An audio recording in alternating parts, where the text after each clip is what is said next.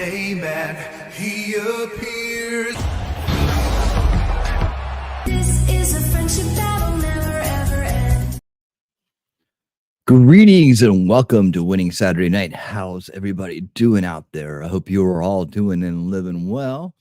It's great to see you here on this wonderful weekend. And I'd like to start out by, as always, by saying thank you to those awesome people in the winner's circle who support the channel. Thank you so much for supporting the channel.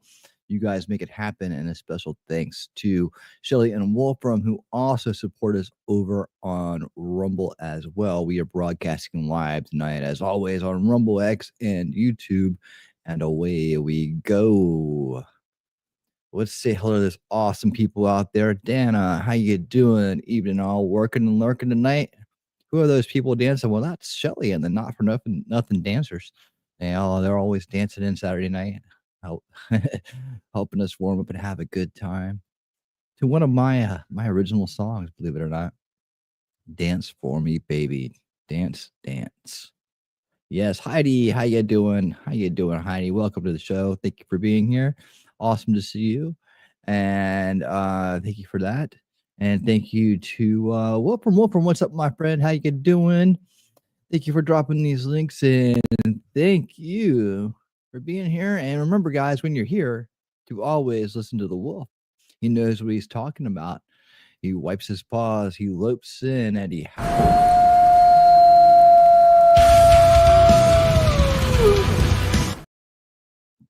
And that's how you know the Alpha Mod is in the house. How you doing, man? Thanks for being here. All right, who we got here? We got a Cool Gamer. What's up, my friend? Good to see you, and thank you for supporting the channel. Thinking Impaired. Enjoy the strange intro. Thank you.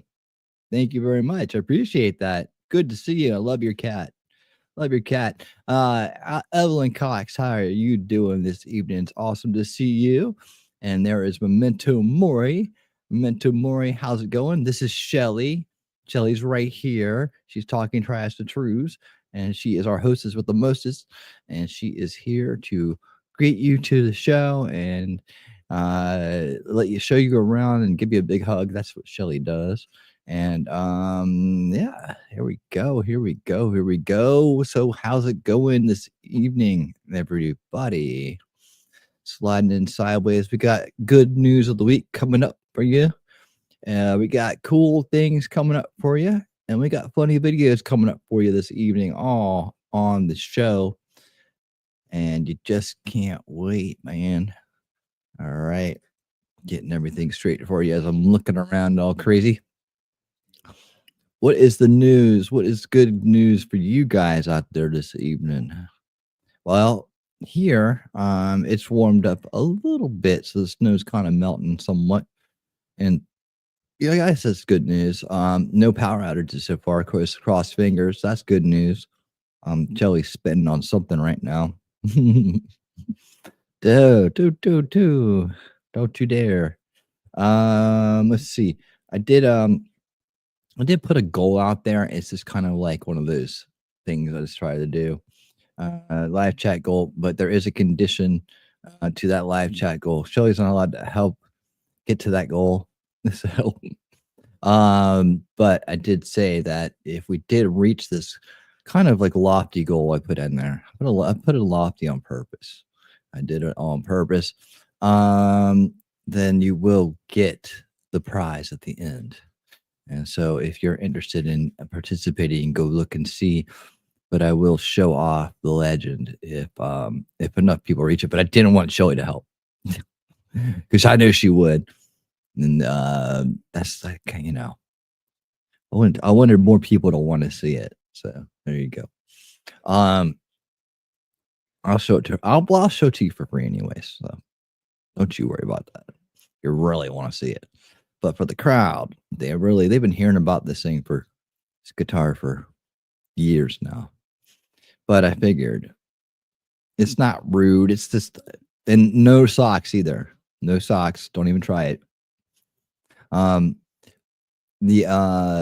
It's not rude. It's just, actually, that's being the opposite of rude. It's being very polite. Yep, it is being very polite. What is going on, you guys? Reminder, tomorrow night we usually do old school watch party Sundays, and we'll see. Well, it's kind of like a maybe. Like, I know we're gonna do the Tommy Robinson documentary, and we need to get to that. It's important. He's getting his name's getting out there again, which it should be. But tomorrow is also the playoffs, and my team is the number 2 seed. There you go. See it? All right. And we have a game at 4:30, which means it probably is going to go till like 8 or 8:30. And not to keep you guys up too late, Sunday, I may just push it and see. I'll see when. I'll see when we're going to do it. But if it works out, it works out, and we'll be there. If not, I'll be back on Monday at 7 p.m. Eastern for Unrig the Game for the 4th installment of Government Gangsters by Cash Patel, our 5th book in the series. We do audiobooks on Monday. That's the cool thing. And I've noticed since I've started using this projector here, that the lighting, I'm real big on trying to get the lighting right here.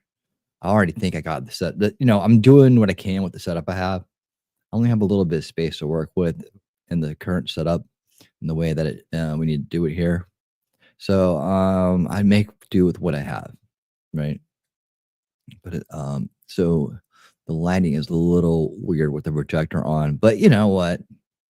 I'm floating around outer space anyway. So what are you gonna do?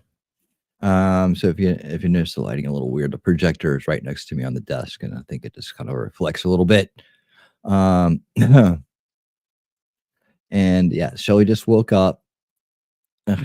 She just woke up, so you have to give her a little bit of time, and then she'll be full of spice and all kinds of fun stuff when she is.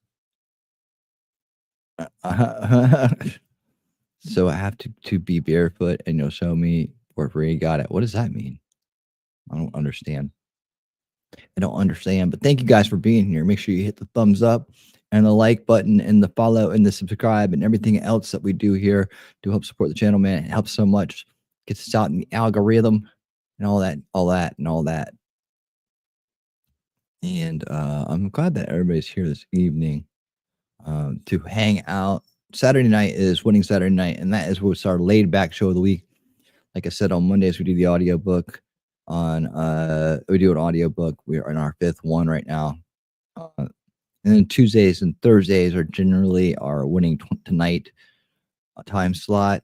Jacob Castro just came sliding in. What's up, Jacob Castro? How you doing, my friend? Good to see you.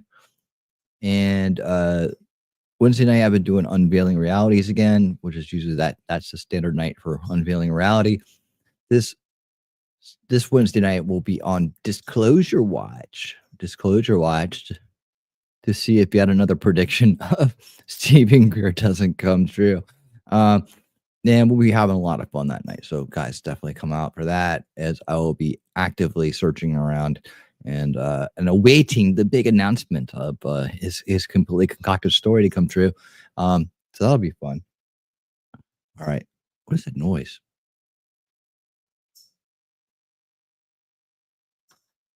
Is it maybe it's him over there. All right. And then Fridays take the night off usually, and Saturdays. You're here for Saturday. You know what's going on. That's right. Okay. So wish we had closed captioning. Probably wouldn't get it right anyways. How come you don't how can you not have closed captioning? All I gotta do is turn it on the bottom of the screen. Does it not work? Does it not work for when I'm live or something? And then you have to come back and get it later. I am speaking English. I know it doesn't sound like I am sometimes, but most of the time I am. I talk fast sometimes. That's okay. Think fast, talk fast. Some people just listen slow, Oh man, but I can't turn it on while I'm actually talking. I don't think it works that way. I swear to God, that projector is making this little squeaky noise. We'll listen to it later on.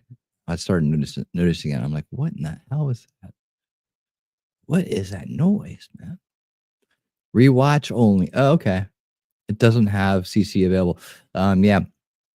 Until Shelly finishes her sign language course, I can't have her over here in the corner signing for me. Like, can you imagine? If I put a little Shelly in the corner and she's the sign language, yeah, our sign language look the same, middle fingers and chin and chin. You one of those, get one of those, and you get lots of these, you know. That would be that. That'd be it. Yep. See, she has a sign for me. All right. I bet she does. Wolfram gets it. He gets it. Yep. And so, again, in preparation for Wednesday night, make sure that you guys have your zebra badges ready, because in case we do go into full code zebra alert, you need to have your zebra badges ready in case of that, so you don't get shot. All right, that's just the way it goes. It's standard procedure. We do that for it's for everybody's safety. That we quickly take out our own people in case we see something we don't understand. So that's just the way it goes, and that's a full zebra alert. And let's see. Do I still have that here? I can help you guys explain it. Oh yeah, it's right there. It's just stuck on my shorts. You've seen this. Okay. I love how okay. I love how it just starts to fill stuff in. It's like, here it is, and then I'm gonna start stacking videos on top of it as soon as you go to it. So you can't quite click on it. That's the way YouTube is so awesome.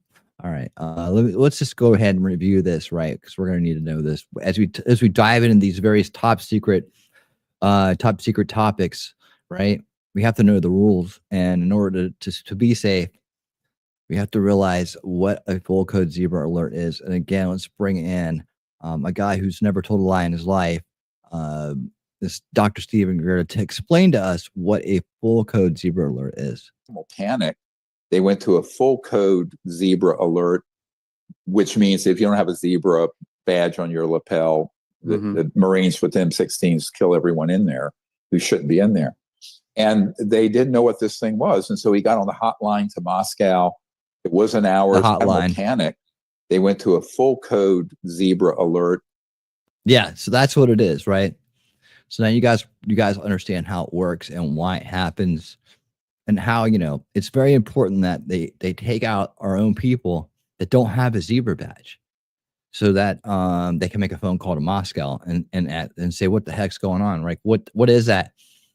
And I want to remind you too that while it's very difficult to see things going at multiple times the speed of light, Stephen Greer is an expert. So just to let you know. All right, he can see it. He can see it. So that's what it'll be Wednesday night. And I hope you guys are ready for it, because you just never, ever, ever know when one might happen. Zebra alert. Zebra alert. Zebra alert. Zebra alert.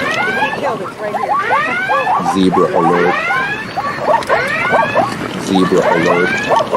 Kill everyone in there. Zebra alert. Kill everyone in there. All right, so yeah, that was just a drill. It was just a drill. Okay, just a drill. Make sure you guys have your zebra stripe badges on. Shelly's already ready because she's got the shirt. See, she's got the shirt. Yeah, we got the zebra badges on. Everybody's ready, getting their zebra badges on.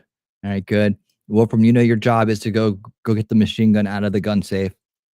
All right, so yeah, he has to. Unfortunately, being the alpha mod has its advantages and its drawbacks, and one of them is that you got to be the, being one of our honored service members here, part of the family here, needs to take on that responsibility to make sure that anybody who's not supposed to be here for the zebra alert is quickly eliminated and put out to pasture, if you will. And we can't have them around when we call Moscow. We can't have them in the room. We can't have them talking about what they've seen. But Stephen Greer, he gets a zebra badge automatically. He gets to be there, even when the admiral panics, and at the military base. Admiral panic. Oh boy, we're gonna have fun Wednesday night. I'm sure. I'm sure. Hopefully, I find something something we haven't seen yet to have a lot of fun with. I did do a full expose on the Disclosure Project and Dr. Screven Greer in the playlist known as UFO Alien Rabbit Hole. And I think it's I can't remember which one it is, but I think it's Disclosure Project Part 2 and plus Project Bluebeam. That one right there, I think I really dive into some of his antics. But I also did a recent interview, recent breakdown of an interview he did with Dana Carvey and David Spade called and in my series Drone Apocalypse 2024, when he has now recently reemerged. It's right on time to tell us that the drones were actually a rogue military, corporate military, black ops, deep underground group of people who have been harboring thousand-year ahead of our own technology, alien technology. They shoot down aliens every year. They got aliens and disheveled, disenfranchised, displaced people locked up in these underground bases where they, they finally realized that it's unconstitutional to do this stuff. And they only bring the technology out to troll us once a year, but these guys are finally, I guess, tired of being on the wrong side of the Constitution, and they're going to come confess to it. So I can't wait. And so we'll be doing that. That's a lot of fun. Let me go ahead and get us back on track here. Okay, another drill successfully run. Just make sure you guys keep it all in play. All right, here we go. What is going on? You guys we're kind of chatty. We're not quite chatty enough yet. Let's get the chatting going up. So yeah, how's it going over there on Rumble, guys? Jacob Castro's over there. If you just walk over there and ask, he's got the table laid out. If you're over on Rumble, make sure you hit the thumbs up. You get like entitles you to the free buffet that's over there and free drinks all night long. So you want to make sure that you're doing that. And the people over here that may be stopping in for the first time, check out the Wolves. Are one of the mods. Anybody who's posting links over to Rumble, and you will find the Rumble our Rumble profile presence page, whatever you want to call it, and you can be part of the Rumble revolution too over there. So thank you guys so much. And yeah. So what have you guys been doing all day long? Tell me something interesting. Talk to me about something interesting. Let's spend these first moments together before we get into our segments. Communing and chatting with one another. But I can only chat if you chat with me. Let me see. Hi Heidi. Hi Whoopi. Hi Cool Gamer. Hi Dana. Hi anyone I missed. See, Shelly is so nice, and she's starting to wake up a little bit more. There, she said hiya. That's the next stage of waking up. Thinking impaired. What's going on? How are you doing? Tell me about your cat. What's up with your cat? Is that your cat? If so, you caught him in a very good picture. If that's a stock footage, that's cool too. Yeah, there you go. And if you want to join the winner circle, I would really appreciate it. Help support the channel. That'd be awesome. The winner circle people are completely cool. They're very awesome. And streaming and doing this stuff. We're five nights a week, 1. How many did I do? 1, 2, 3, 4. Yeah, like 5, 6 times a week. You got to pay for this beautiful studio here. All that. Oh, really? I'm sorry. I'm sorry to hear that. I lost a kitty last year myself. Not fun times, but we always just got to remember that we gave them such great lives, and they really do appreciate it, even though they don't always show it. But very cute, very cute. I got a gray kitty around here somewhere. I got a gray kitty. She likes to meow a lot. She likes to talk. She's very talkative. She's a very talkative cat. Very talkative. And welcome to the show, whoever's popping in. Make sure you say hello. Make sure you hit the thumbs up and all that fun stuff. Let me see. To have my there we go. I like that. Yeah, I like that. There we go. Okay. Cool. Well, let me go ahead and get us queued up for our first segment then. And get a thumbs up. Let me get us queued up and ready. Get rid of the zebra alert. There. All right. I'll get us all ready. There we go. Thank you. See, Jacob's holding it down over on the Rumble side for us. Doing the good work. The good work. All right. And then let me get this ready. Is T-Rex here yet? T-Rex isn't here yet? Well, luckily I am. I have him around here somewhere already, ready to sing us in to our first segment of the evening. So without further ado, let's get it going.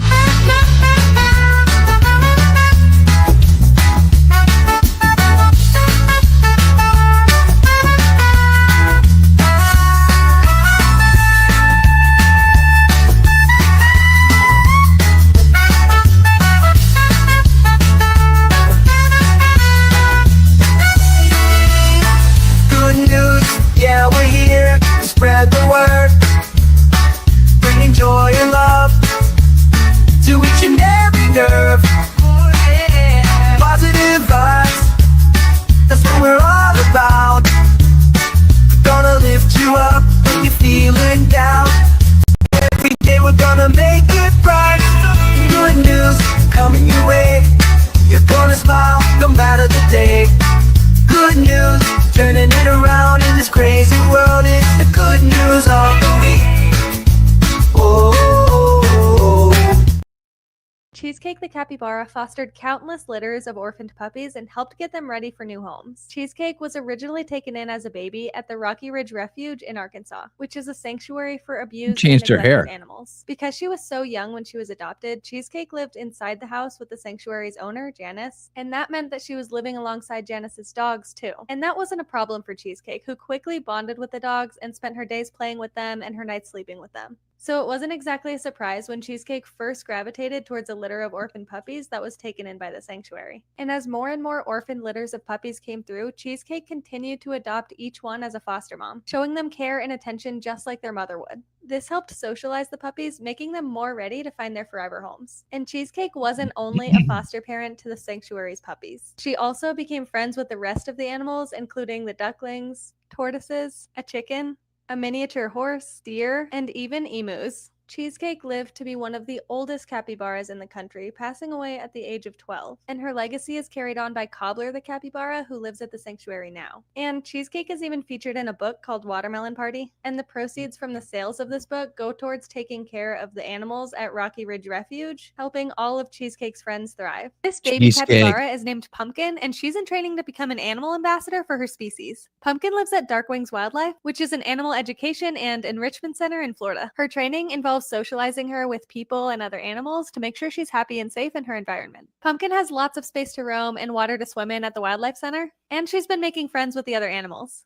When she's ready, Pumpkin will participate in educational programs meant to teach people about capybaras and the environmental concerns that affect her species. The Wildlife Center is currently not open to the public while Pumpkin completes her training. There's a park in Brazil where capybaras are as common as squirrels in Central Park. Park Wow. Birigui is home to a healthy population of wild capybaras, and they can be seen out and about, lounging, grazing on grass, or taking a dip in the lake. They're such a normal sight at the park that you can even see them on Google Maps. If you go to the park's location, you can play a That's game of nice. trying to spot them on Street View. I found a herd of them here pretty quickly. You can also Wow. just browse the many photos others have uploaded of them hanging out enjoying the sun. Capybaras are super social animals, so if you see them at the park, you'll probably see them in a group. The capybaras have become local icons, and their proximity to Capybara. humans hasn't changed their natural disposition. They're super Nope. calm and keep to themselves, and they're seen as part of the park's charm. They also play a vital role in the park's ecosystem, controlling land vegetation growth. And because they're semi-aquatic and they love the water, they also help maintain the health of the park's water bodies by grazing on the aquatic plants too. Of course, even though Capybaras, is there capybaras are anything they known can't for being do? ultra friendly, they're still wild animals, so it's important to keep a respectful. Was about to be forcibly released into the wild, despite the fact that she wouldn't survive on her own. She ended up with her own legal team fighting to keep her safe. Nibby was rescued by Newhouse Wildlife Rescue after she was found all alone at just days old, far too young for a beaver to be out out of her lodge and away Reverend from her Jay, parents. what's up? How Despite you doing, efforts to dude? socialize her, Nibby turned out to be a Welcome bit to of the an show. antisocial diva. While she loved her people, Nibby showed no interest in bonding with other beavers, even building a dam to keep them away, and refusing to eat if they were around. After 2 hilarious. years in human care, Get it away was from clear me. that Nibby wasn't a candidate for release, and Jane Newhouse applied for her to become an educational ambassador. But last month, the Massachusetts Division of Fisheries and Wildlife demanded that Nibby be released into the wild anyway, and they set a date to come They didn't take shoot her. Nibby's rescuers, followers, and animal lawyers at Teeper Legal knew that God. Nibby's chances of survival on her own were slim to none, and they I thought we lived in a free country, man. Stop telling us what to do with our pets, damn it. If they're fuzzy and cute, you can't tell us what to do with them. refused to see her be put in harm's way. With her release date looming, Nibby's legal team filed an emergency injunction preventing her removal before a full court hearing, and nearly 30,000 people Because it signed a wasn't a full petition to code stop zebra her alert. release. Then, before Nibby's court date even came, Governor Maura Healey stepped in too, announcing that Nibby would receive a permit to stay at Newhouse as an educational beaver after all, thanks to I'm guessing this person didn't live in Jersey. everyone who fought for Or New her. York. Nibby is Hey, there's permanently T-Rex. safe, and she'll teach others about her species for years to come. I'm Jen, and I post something positive every day. She sure does. All right, cool. That was our opening story. Our opening story for good news of the week. And the good news girl, Jen, always helps us do that with her positive stories that she posts every week. Becoming a feature on the channel for the show. There you go. Always, but no, who killed the squirrel? It was New York, right? New York killed the squirrel and the raccoon, who often gets forgotten about because they're just complete dicks. Yeah. Well, why'd you do that? Why would you do that? You know, they need to have better people. I hope everybody in charge of that state gets replaced. And they have, one of their pets taken away. Not killed, just taken away. Just which one's your favorite? All right, that one's going away. You don't get that one anymore. You don't get that one. And you can't have any more pets. Like that, I think that's fair, right? Well, we want justice in this world, don't we? I think we want justice, right? Justice is good. Oh, yes, right. I'm doing this one now. So justice is good. Justice is great when we can actually get it. But we're going to talk about this. I guess this is a good one. We'll go with this one, I guess. About the big supposed face turn of Mark Zuckerberg and the whole, censorship thing. Yep, Peanut and Fred, R.I.P. Peanut and Fred. Yep, in New York.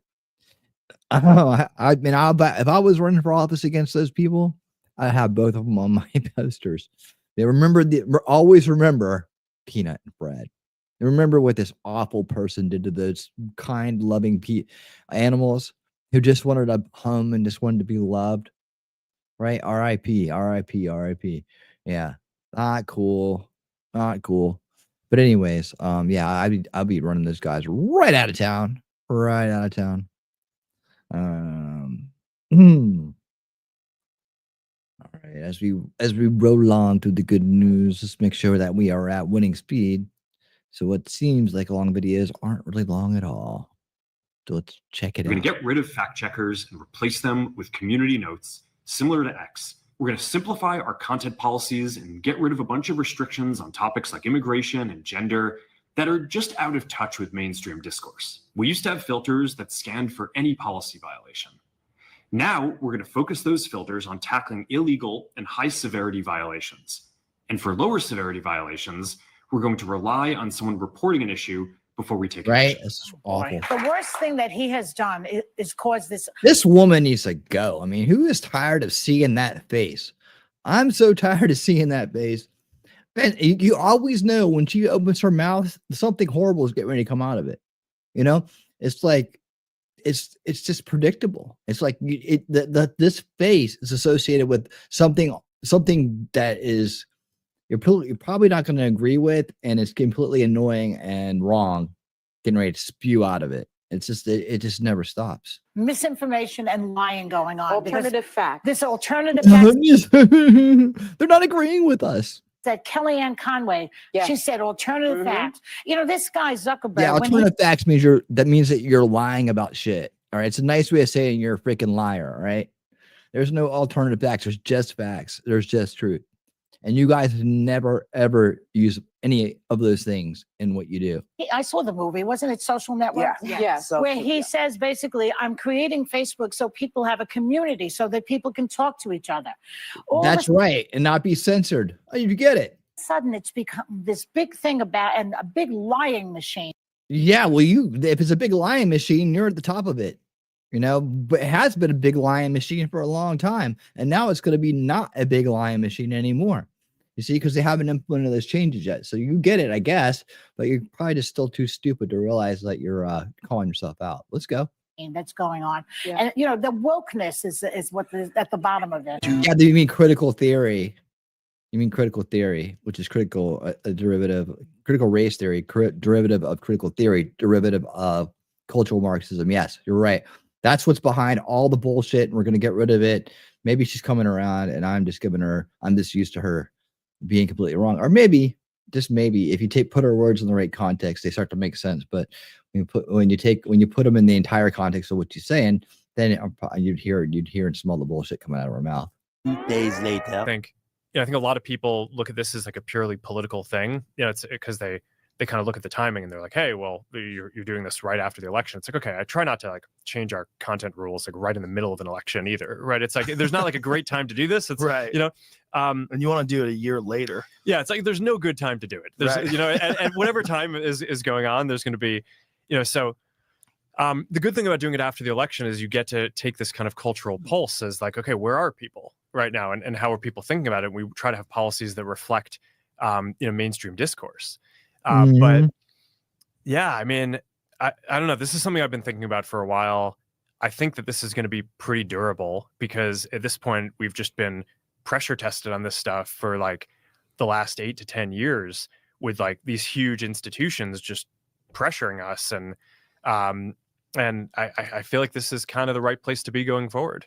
What was it like when they were attacking you? Like, All right, guys. So once again, we got to talk about Zuck, aka Mark Zuckerberg. Okay, but I'm calling Mark Zuckerberg Zuck now because Zuck is the version of Mark Zuckerberg with increased testosterone, right? And due to what appears to be an increase in testosterone, he has politically transformed, so to speak. Okay, at least this is what it seems like. Now, at the end of the day, you know, I'm not one of these people that thinks that Mark Zuckerberg is a conservative or anything like that. No, I'm not saying that. I'm just saying that he doesn't seem to be as deranged and pro-Democrat as he used to be, right? It seems as if he may be waking up to the tyranny of the Democrat Party.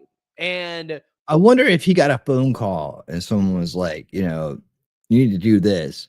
But he's trying to be friends with cooler people like Dana White, trying to hang out and make friends in a world where he has an interest. And he probably found out nobody wanted to be his friend at first. Yeah, because of the whole free speech thing, which is important to us Americans. And maybe the other side started calling me like, you're gonna hang out with those guys. We're not gonna be your friends anymore. We're gonna make life really hard for you. And he goes, oh yeah, well, I'm rich as shit and I don't give a you know what. And these people are actually a lot cooler than you. They're not trying to always stick it in my you know where. So I think I'm gonna hang out with them and you guys can go screw yourselves. That'd be cool, wouldn't it? I mean, face turns happen. They do. I still don't. Yeah, it's going to take a long time to rebuild that trust, isn't it? Rebuild any trust if there's ever any there. But it's going to take a long time to do the healing. But some good gestures, some consistency. I mean, just because he's doing this doesn't mean I'm going back to Facebook. I want to hang out there. You know. Maybe I'll go take a look and to see if people are melting down. That would be good. That's pretty much all it's good for, is looking for meltdowns, I think. But again, it's you know, in terms of getting through to people or you know all that, it's just that day came and went. But let's hear what old let's hear the rest of this stuff. part of that probably has to do with the fact that Trump won the election. Actually, I'm pretty sure a lot of it has to do with the fact that Trump won the election. But he was going through this before Trump won. Maybe he saw the tides turning, okay, that the American people are pro-Trump and the American people don't like censorship. And maybe that's why he's doing what he's doing. But he recently came out and went on Joe Rogan's show and exposed the Biden administration, right? And the fact that the Biden administration was pressuring. Hey, how's it going, Simple Facebook to Prepper? Thank you for censor stopping and saying speech, hi. mainly Safe out there. vaccine information that they did not like. Okay. And Oh, Mark yeah. Zuckerberg. We're trying to get people to do what we want them to do. How dare you put up some things that might make them not? How dare you do that? Heidi says, such a liar. I got a Facebook shared memory taken. Shared memory? Don't they recommend those to you? They recommend a shared memory and then they take it down? That's hilarious. You should see if they'll let you post my shows there now, Heidi. Labeled as misinformation. It was a Willie Nelson song that came out last year. That is hilarious. That's hilarious. Post that on X and add it to Facebook and Zuckerberg and other people that may be interested in that story. That's interesting. Yeah, I'm sure they still got some work to do over there. A lot of woke folks working at that place. They're gonna have to do like a purge to get it right, I believe. With Joe Rogan about this, and this is part of the reason why he is changing Facebook's approach to free speech. So at the beginning, it kind of seemed like, okay, we should give a little bit of deference to the government and the health authorities on how we should play this. But when it went from, 2 weeks to flatten the curve to, and like in the beginning, it was like, okay, there aren't enough masks. Masks aren't that important. To then it's like, oh no, you have to wear a mask. And, everything was shifting around. It just became very difficult to kind of follow. And this really hit the most extreme, I'd say, during the Biden administration when they were trying to roll out the vaccine program. And I'm generally like pretty pro rolling out vaccines. I think on balance, the vaccines are more positive than negative. But I think that while they're trying to push that program, they also tried to censor anyone who is basically arguing against it. And they pushed us super hard to take down things that were honestly were true, right? I mean, they basically pushed us and said, anything that says that vaccines might have side effects, you basically need to take down. Yeah. And right, I was just they like, do. well, we're not going to do that. Like, we're clearly not going to do that. I mean, that is kind of inarguably true. Who is they? Who's telling you to take down things that It was that talk people. about vaccine side effects? It was people in the Biden administration. Actually, Oh yeah, these people from the Biden administration I bet. would call up our team and like scream at them and curse. And it's like, these documents it's all kind of out there. Oh, did you record any of those phone calls? I don't think we but I think I want to listen. I mean, there are emails. the emails are published. It's all kind of out there. And they're like, and basically it just got to this point where we were like, no, we're not gonna take down things that are true. That's ridiculous. They wanted us to take down this meme of Leonardo DiCaprio looking at a TV talking about how 10 years from now or something, you're going to see an ad that says, okay, if you took a COVID vaccine, you're eligible, for this kind of payment, like this sort of like class action lawsuit type meme. And they're like, no, you have to take that down. And we just said, no, we're not going to take down humor and satire. We're not going to take down things that are true. And then at some point, I guess, I don't know, it flipped a bit. I mean, Biden, when he gave some... Oh, wait a minute. Hold on a second. How is he getting away with playing this video here? I'm going to get my... It just dawned on me. He's just playing this long segment from the Joe Rogan podcast. And Joe Rogan is the worst about it. I mean, talk about like, Mr. Stingy over there. They're the worst about copyright claims. They flat out block your shit. It's blocked. Screw you. You ain't playing any of this. They flat out block you, dude. Like, it's like, I'm just sitting here going, But how does this channel get away with playing so much of his interview? I mean, this is a good Lord. We're listening to like, hold on here. That's 3 minutes. We're listening to almost 3 minutes of the podcast. I'm gonna get hit for this like you wouldn't believe. You know, and jeez, I'm surprised I hadn't pulled down the stream over this crap. But how does BCP get away with playing this and not having his video taken down? Maybe it really is blocked behind it. Hey, Cobra Cast, how's it going? Good to see you. It's not Joe Rogan that does the claims. It's YouTube themselves. I've never been copyrighted playing anything from Rogan. Really? I have big time. Depends on who you are. If your YouTube goes after for you, it depends on who you are. Really? Good to see you, man. Well, how do I get to be somebody like you? I want to be. I mean, I got this awesome. I did the Rogan Trump interview. That shit's blocked. I mean, granted, I played the whole thing, but there's that. I guess I've gotten away with little clips here and there. I don't know, but I just when it goes on a couple minutes, you know, it's like, But I'll persevere. If I got to clip it out, I got to clip it out. That's all it is. I'm sure this will be part of the clip out here. But yeah, man, I want to be part of the Cool Kid Club. I don't want to get my stuff. I'm unknown, bro. They already know you are covering things they don't like. Yeah, they hate the truth. They hate it. All right, let's go. I mean, at some point, I don't know if it was a press conference or to some journalist where he basically was like, these guys are killing people. And Let's play it on a small screen. Like then like something. All these different agencies and branches of government basically just like started investigating, coming after our company. It was brutal. It was. Yeah, so you say that, you heard that. Apparently, Yep, the Biden administration called up Zuck and started kicking and screaming and crying in his ear. Please censor this meme. We don't like it. We don't like COVID misinformation. Right-wing extremists. We don't like it. Yeah, that's apparently what they were doing, right? This is how they would pressure big tech CEOs to censor things that they disagree with. Okay, extremely authoritarian, right? That is the modern day Democrat Party and the Biden administration. Okay, if they don't like something, instead of debating it in the public, okay, engaging in the battle of ideas, no, just censor it, right? We don't like it, therefore you must censor it. Okay, and it must be worth noting that although I do appreciate Zuck's alleged transformation, I gotta say that I'm not sure if I can forgive Zuck, because I don't think it's enough to just say, okay, well, you know, we're going to not censor anymore. We're going to get rid of DI, right? Facebook just announced that they're getting rid of their DI stuff. So they're doing that. They're moving on from that.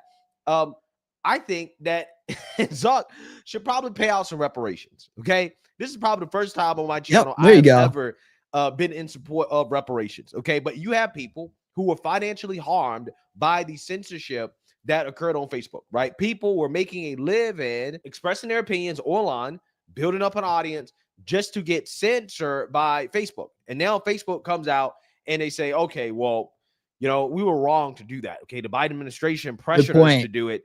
We were wrong. He's making a good point. And a lot of the information that was being put out there that was being censored turned out or everybody hurt by Facebook. True. Facebook. Okay? It's like I tell you guys all the time. To all the so-called conspiracy theories, or the things that are deemed as conspiracy theories from the left, typically are just delayed facts, right? They are factual at some point in time, right? In the future, they will be proven to be factual, okay? And the so-called facts now are just conspiracy theories, right? They're delayed conspiracy theories. That's essentially how it goes. That's how it went throughout a vast majority of the pandemic, okay? So I'm not sure if I can really forgive Zuck, okay? That's all like that's kind of the sentiment here, right? We're still trying. We're trying to be good folks. We're trying to be good folks. We want to believe that this poor misguided young man will get his act together and start doing good stuff for folks.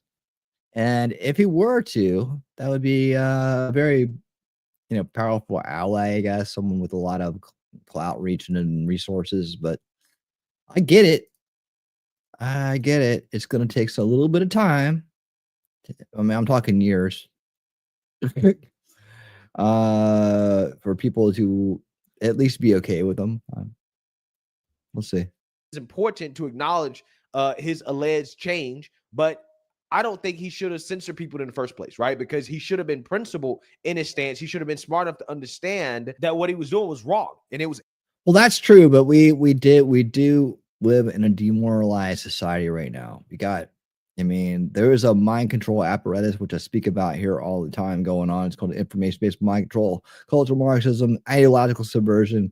We were born into it. It was here before we got here, you know, and that's what happens to a lot of people. A lot of people slide down the wrong road, you know, and then they come around eventually because they do have somewhere deep down inside, hidden beneath all of the mechanisms, psychological mechanisms of the evilness in this world, the good shines through and they make a change, right? It's the journey, right? It's the journey.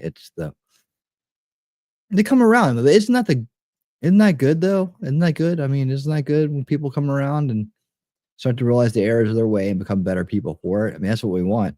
I mean, I guess we all can't be born perfect and just knowing everything, and we all can't be born into the most optimal situations where we are not we're never demoralized and never have anything to overcome, any challenges to overcome in our lives, and you know, and never be around anybody who is a bad influence or takes us in the wrong direction, or never be misconstrued about the way the world is.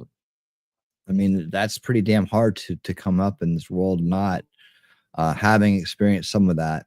And I guess if we were all perfect, we wouldn't be sitting here today talking about things we need to do to fix the world, right? So I don't know. I'm fairly empathic in a way, you know, towards this kind of stuff. And I you know, I want people to turn face. I want people to come around and grow and become better and better versions of themselves. So I you know, I'm an underdog rooter, if you will, and I get it, you know, but it's like this. It's like, you know, if one of the scoundrels from my past, you know, showed up and started wanting to try to make things right or whatever, I would probably let them try, but you know, there's always going to be that, you know, innate kind of like perma distrust going on, where I probably will be like, okay, well, that's good for you. So now get on with it and have a nice life, you know? So we'll see. We'll see. Anti-free speech. Okay.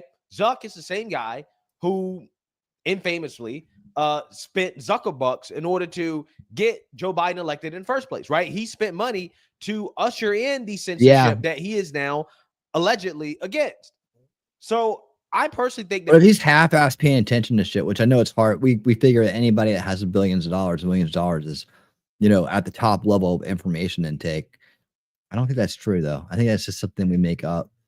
But you know, I think about it. If you were like super rich and you can do anything every day that you wanted to, and you were running mega companies and whatnot, how in tune to underlying corruption that you were never made aware of during your life would you be?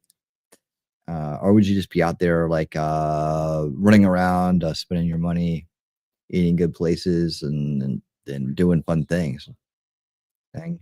That's a put yourself in another person's shoes thing. that Zuck has to do a whole lot more in order for I'm not me sticking up for him, to though. forgive him than to just come out with an apology. Yeah, I'm like Greg. Me and Greg are aligned on like most stuff here, and Greg's saying the same thing I'm thinking. So there you go. To say that, hey, this was wrong, and to get rid of DI, and to make his platforms more free speech friendly. Yeah, come out hardcore against it. What if he came out hardcore against like Agenda 2030 and cultural Marxism and all the things, all the root causes? He came out hardcore, put a bunch of money into saying we're going to get rid of this shit, started listening to people, started putting together things using his resources, technology, and fortune for that.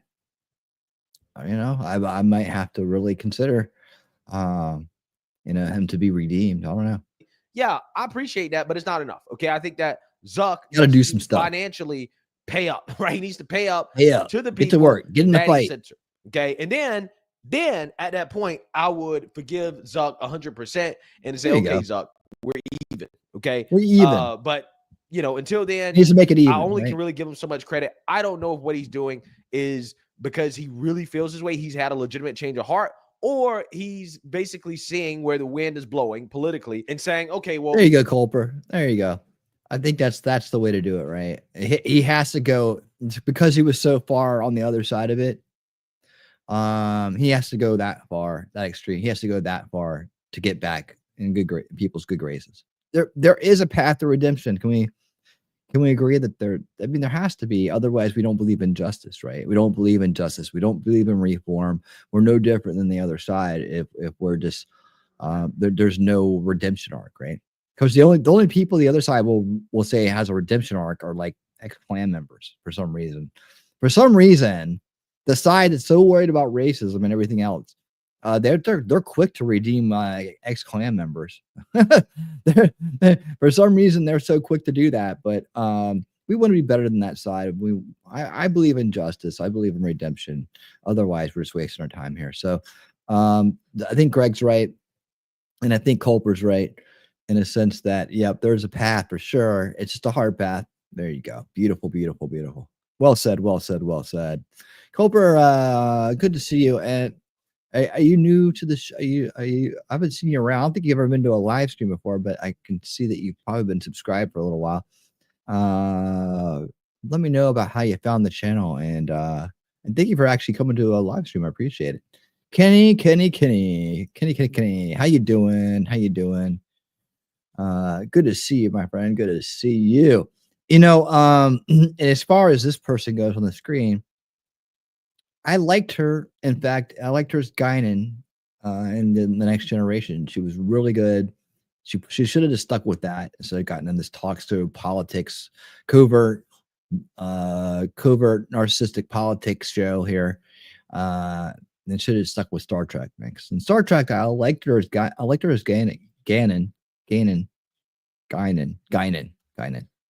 vagina and Guinan. Yeah. I liked her in that. So she was pretty good actress in her time. Now acting, I don't think she's acting anymore when she's on The View. Let me just align with Trump. Let me align with where the people are. Censorship is not popular. Let me get on board with this, right? Because it's good for my bottom line. I don't know. Okay, I don't know. So, in my opinion, Zuck still has a lot more to prove to me. But regardless, in the meantime, the leftists are boohoo whining crying about this. Boohoo whining crying. They hate free speech, and they're once again proving how much they hate free speech by how mad they are at Zuck for quote unquote bending the knee to Trump. Again, imagine the left is saying that bending the knee to Trump is being pro free speech. Being pro free speech is bending the knee to Trump. This is the left. This is the modern day Democrat Party. Now, what I was saying, there's a difference between free speech and hate speech, and we know that. Free speech, I welcome. I think everyone. Oh, you know that, it's all right? Because you're full of hate speech, and you hate free speech. So that's your hate speech. You hate free speech. You're all combined into one, aren't you? Right. When you start delving into hate speech, which what is happening all over social media, there's a problem with that. When you start, but those are the leftists. We're going to get rid of them, and we're going to stop that. So. I think it was good logic that brought me. Oh, good, man. Yeah, good logic. I remember when he raided. That's awesome. I'd like to see him again. We haven't had a face-to-face yet. Maybe we'll have a face-to-face this year. Me and him are a lot alike. We share a lot of audiences in a sense. I'm a little further down the road. He's kind of just he's come around in the years that I've seen him to understand the world and what's going on in it a little bit better. And definitely well on his way. I've just been doing this for like almost 2 decades, been awake and aware of what's going on in this world. But I love Joe. Joe's a good guy, and I often redirect over to him from my weekly shows. So good to see you, man. Thank you for letting me know about that. Oh, no. Hate speech is free speech. Okay. You are allowed to openly say mean things about people, right? You can do that. Okay. Now, when you start threatening people, like making legitimate threats on people's lives, then I think it becomes a little bit different. Okay. But again, that is, I think, outside the realm of what we would define as hate speech, right? Hate speech is free speech. Again, you are allowed to say these things. And I do not think you should be censored for hurting people's feelings. delving into misinformation and disinformation. Oh, that's what There's you a guys problem with do. that. That's what you guys do every week. That's why you have to read all those disclaimers now. Meta's new hate speech guidelines permit users to call people in the LGBTQ plus community mentally ill. That is harmful. That is harmful. And the last thing I'll say is, let's just break it down to bare bones. The truth is harmful. Some of them are. And guess what? Some people that aren't in that community are mentally ill too. How about that? See how that works? This is about President-elect Trump going back to the White House. Mark Zuckerberg and Meta dined with Trump at Mar-a-Lago in November. Meta just donated $1 There you million go, Kenny. to support his inauguration. We Zuckerberg do have defamation laws. You know, how about we just follow the law and not make up stupid Marxist bullshit? also elevated Joel Kaplan, the highest ranking Meta executive closest to the Republican Party, to the company's most senior policy role. And on Exactly, Monday, Zuckerberg Colbert. said Dana White, Exactly. the head of the ultimate Exactly, man. Exactly, dude. Exactly. How they treat Christians is you know, you're allowed to completely mock and defame Jesus in every way, shape, or form. The same people who do that constantly, right, will come out and be like, don't ever talk about Muhammad or anything else, everybody else that way. We got to defend these people. They have a right to practice their religion of peace, right? Meanwhile, they got, you know, they're clowning on Jesus left and right, and that's fine, you know, because they grow up, they you know, we still have a memory of televangelist, fundamentalist, evangelicals from the Bush era who are in a lot of cases not true Christians, in a lot of cases plants, subversive plants. I mean, the subversive planting of Marxist, communist, and other people there to defame Christianity from the inside by being a bad example, by being greedy, by taking advantage of people, promising them, you know, direct contacts with God and things like that, and salvation when they couldn't provide it, and they were ultimately corrupted themselves. A lot of that jitterbugging going on, right? And so people grew up in that neocon era, and the neocons prayed heavily. The neocons, the rhinos, the fake Republicans, the faces to the, you know, the heels to the faces of the false upright paradigm that we were all born into. For most of us were, some of us were we're probably babies when it started, but not me. I was born into it, and most of you guys were too, in believing that there was a difference between these two parties at one time, and when they were really just all part of the same elitist, you know, globalist agenda kind of club, and but definitely corrupted to the core. But they would they would use the fundamentalism of the most extreme kind of like Christian examples that, like I said, most of the time weren't true Christians, and were most of the time just grifters. They were religious grifters, you know, and they would be out there to take advantage and become rich, and you see them with all the gold and all the things that, you know, Jesus would not approve of. But they believe that is what Christianity is, that, you know, that it's no dancing, it's footloose, right? It's like you're not allowed to dance, not fun, and, you know, you're not allowed to have freedom. And now they've become those people in a way, right? If you don't do it the way they want you to do, they're the same thing, but they can't look in the mirror and see their hypocrisy. But yeah, they have no problem persecuting Christians or Jesus or anybody else. But God forbid you say something about Muhammad, or you point out that George Soros is a, you know, he's not even a practicing Jew. He doesn't even claim it. You point out that what a tyrant he is, and what a subversive element he is, and how his money goes to actually destabilize and try to bring the country to crisis, and then you're anti-Semitic. I mean, there's all kinds of shit like that. There's all kinds of the hypocrisy is part of the game with these people. So when you see this woman get on there with her eyebrows and just sit up there and try to she's just gaslighting. That's all it is. It's gaslighting, right, guys? We know this stuff. We know how these narcissists work right here. So let's hear what she has to say. Fighting championship and an ally of Trump's would join Meta's board. This is about the fact that our many corporations, and especially these oligarchs that own these social media companies, are bowing down to Trump. So bowing down. They're not bowing down to us anymore. They're bowing down to Trump in America. When they were bowing down to you, you didn't have a problem with them. You thought they were great guys. Ooh, great guys. Right? And now they're oligarchs. Well, were they oligarchs when they were on your side? Look at that. I mean, this person has no soul. Like dead eyes. Look at that. So that they can make money off of the American people. Yeah, that's what they did until right now. Now they actually want to redeem themselves, I believe. They can make money off the American people. That's what they've been doing. When they are donating to your puppet, globalist puppet corruption, you didn't have any problem with that, did you? Guess what, lady? Guess what? You see that chair you're sitting in? See that camera that's pointed at you? See that audience that's sitting there in that studio that you're in? You work for the oligarchs you're sitting there giving a hard time to, don't you? Don't you? Do you know anything? No, you don't. You don't. You don't. Yeah. Read your disclaimer. Okay. You know what's hilarious about this? Is that the left for the next 4 years, they're going to pretend as if they hate the rich, they hate the billionaires, right? That they're so evil, they're the cause of all our problems, okay? And they complain about that regardless, right?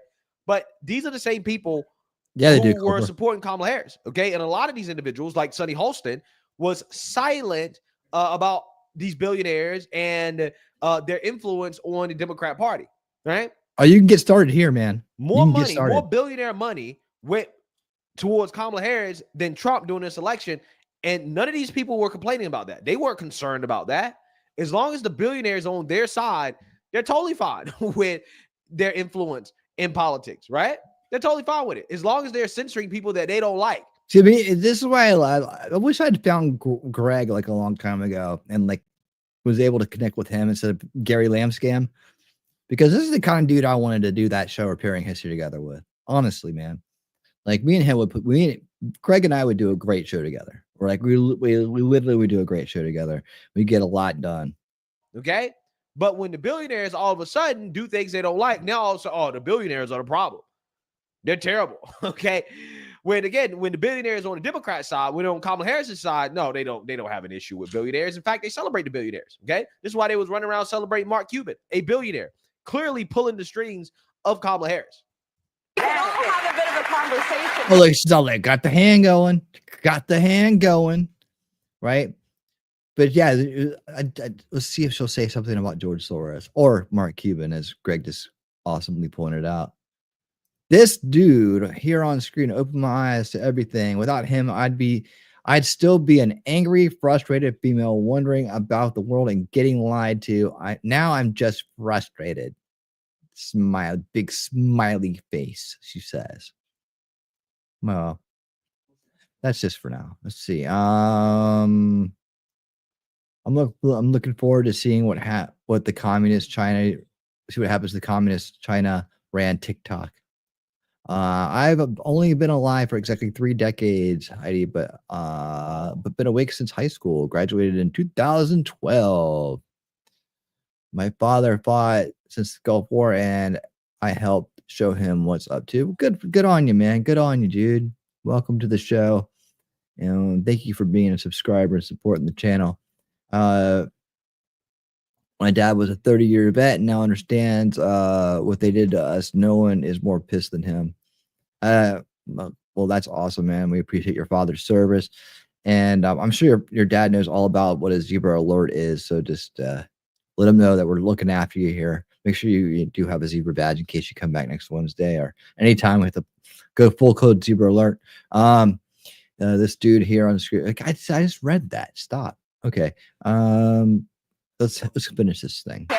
So this is actually more complex than we're making it, but on the free speech of it, and I actually agreed with Mark Zuckerberg. Of course, there's pressure because Trump's coming into office, but I do think that there's a cultural and societal desire to be able to talk about things openly. And actually, liberals used to be the ones who were super pro free speech. The famous saying. Look at that. Look at her. Look. She's like, oh my God, I gotta listen to this girl talk. Look at her, all closed off. Shelly, are you paying attention to this body language? Just looks very open and willing to, very open-minded body language, right? We got some open-minded, but we got these hands openly crossed and these shoulders way up and as these pursed lips here. Yeah, man. Her mind is wide open, isn't it? goes. I disagree with what you're saying, but I'll defend to the death your right to say. Yes, So but I long, will like, not if I may defend to finish- the yes, but I will not defend your right to call out my hypocrisy. Right? I will not defend your right to disagree with me. Yeah, but you can't. Yeah, Memento Mori, what's up, my friend? People like the hags on The View are furious that they are being replaced by other media. They don't have a monopoly anymore. Yeah, this is going to be at the new rehab, right? Remember back in the day when a celebrity would, go get all like rich and go off the deep end and get caught doing something. Then they go to rehab and everything. But we love them now. They get they're back from rehab, right?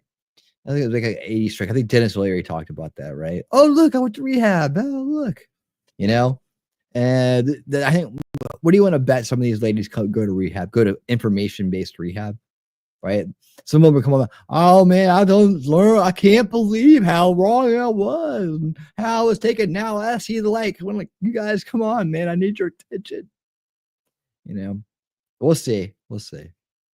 the death, I right can't to finish call a me. sentence here. Sometimes it happens like this. Oh, she can't stand it. You don't mean you'll defend it to the death. You don't mean it. You don't mean it. You're a hypocrite, and the cognitive dissonance is destroying you. It's unwinding your dreads right now. Be nice. She didn't talk for 20 minutes. And I always like to hear what to say. Go ahead. Go ahead. Okay. Go ahead. Okay. I'm trying to make the point that hate speech, something that incites violence, is not legally ever protected under the First Amendment. Hold on. What? You know about zebra alerts? What do you mean? See, I have some insane pics from Iraq, but I can't show them online without encryption.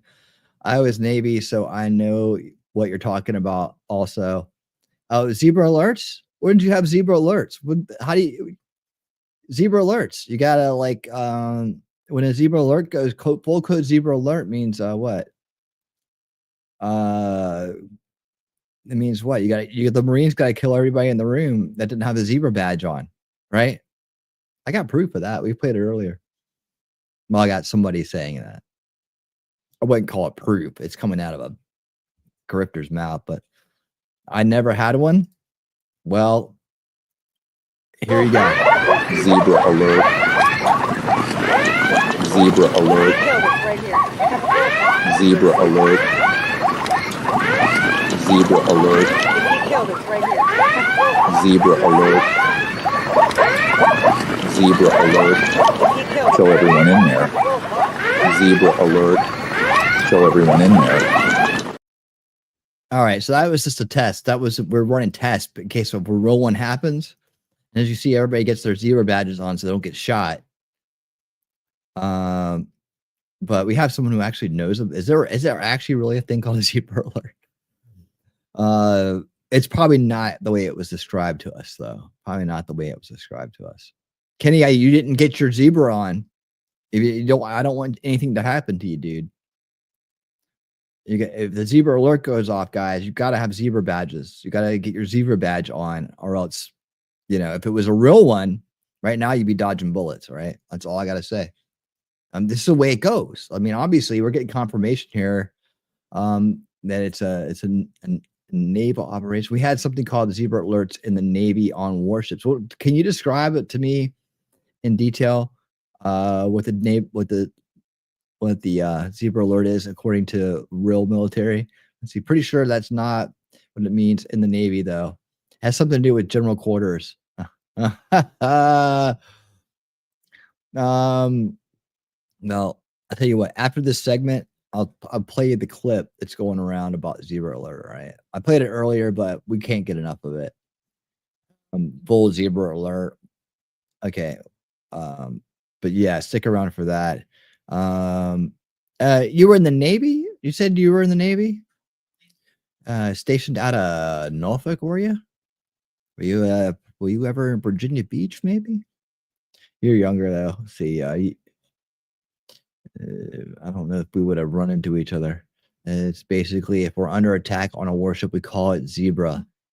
Well, that's kind of what it was. But did the Marines come in and shoot everybody that didn't have a zebra badge? That's the other half of it. Hold on, let's get through this so I can. Oh, were you in Oxnard? Out in Oxnard? Yes, I was Navy stationed on Coronado in California. Okay. Were you in Oxnard? Were you out there in the Oxnard areas? All right. Let's finish this up. My ability to say a housewife is a household object, I can say that. It can offend you. I don't agree with it, but you absolutely, under the First Amendment, have a right to say it. And the fact that we're policing speech because it makes people uncomfortable or they don't like it or it offends them, I don't think it's how if somebody decides, as they do often on these social media places, Oh, these places where I make all my money. to call me a Oh yeah. Oh. Yeah, but you call Trump Hitler? Huh? You're allowed to do that, right? You're allowed to dress it up, aren't you? You guys dress up your racism, you race baiter, all the time. Oh, but they called you that. But the rap song and everybody you know who's like, it calls you that all the time, and you're okay with it, just as long as they're the right color. It's not the word that offends you; it's the person. Say the word. Well, let's. But you know who's going to call you that on there? It could be coming from your inside. You wouldn't know. If we're gonna have this conversation, then let's have it. All right. Okay, let's have it. Let's have the conversation about how the word itself is divisive and needs to go. It needs to be go or forgotten about, or you need to give everybody else their own word. Like you got to have a word that you can't call white people. We're going to call it. I said that we take the word racist. Like you can't call a white person. That's the R word. That's our word. We're taking it back. And you can't call us that anymore. And if you do call us that, then you're a racist. All right. How about we all get a word too? Right? Control language. Everybody gets a word or nobody gets a word. But you got to have special privileges because there was slavery here at one point in this country. And somebody said that. Who ended slavery? Who ended the slave trade? How about the 5,000 years of the slavery that was imposed by Africans on Europeans? That didn't matter. It didn't happen here. No, but the Europeans that were here ended slavery for the Africans, right? Didn't. So there's no, because of the Democrats, the KKK, right? And Jim Crow and the media that was working for them, who propagated the racism of the time, which is just as divisive as the race baiting of today, like you, whoopee, right?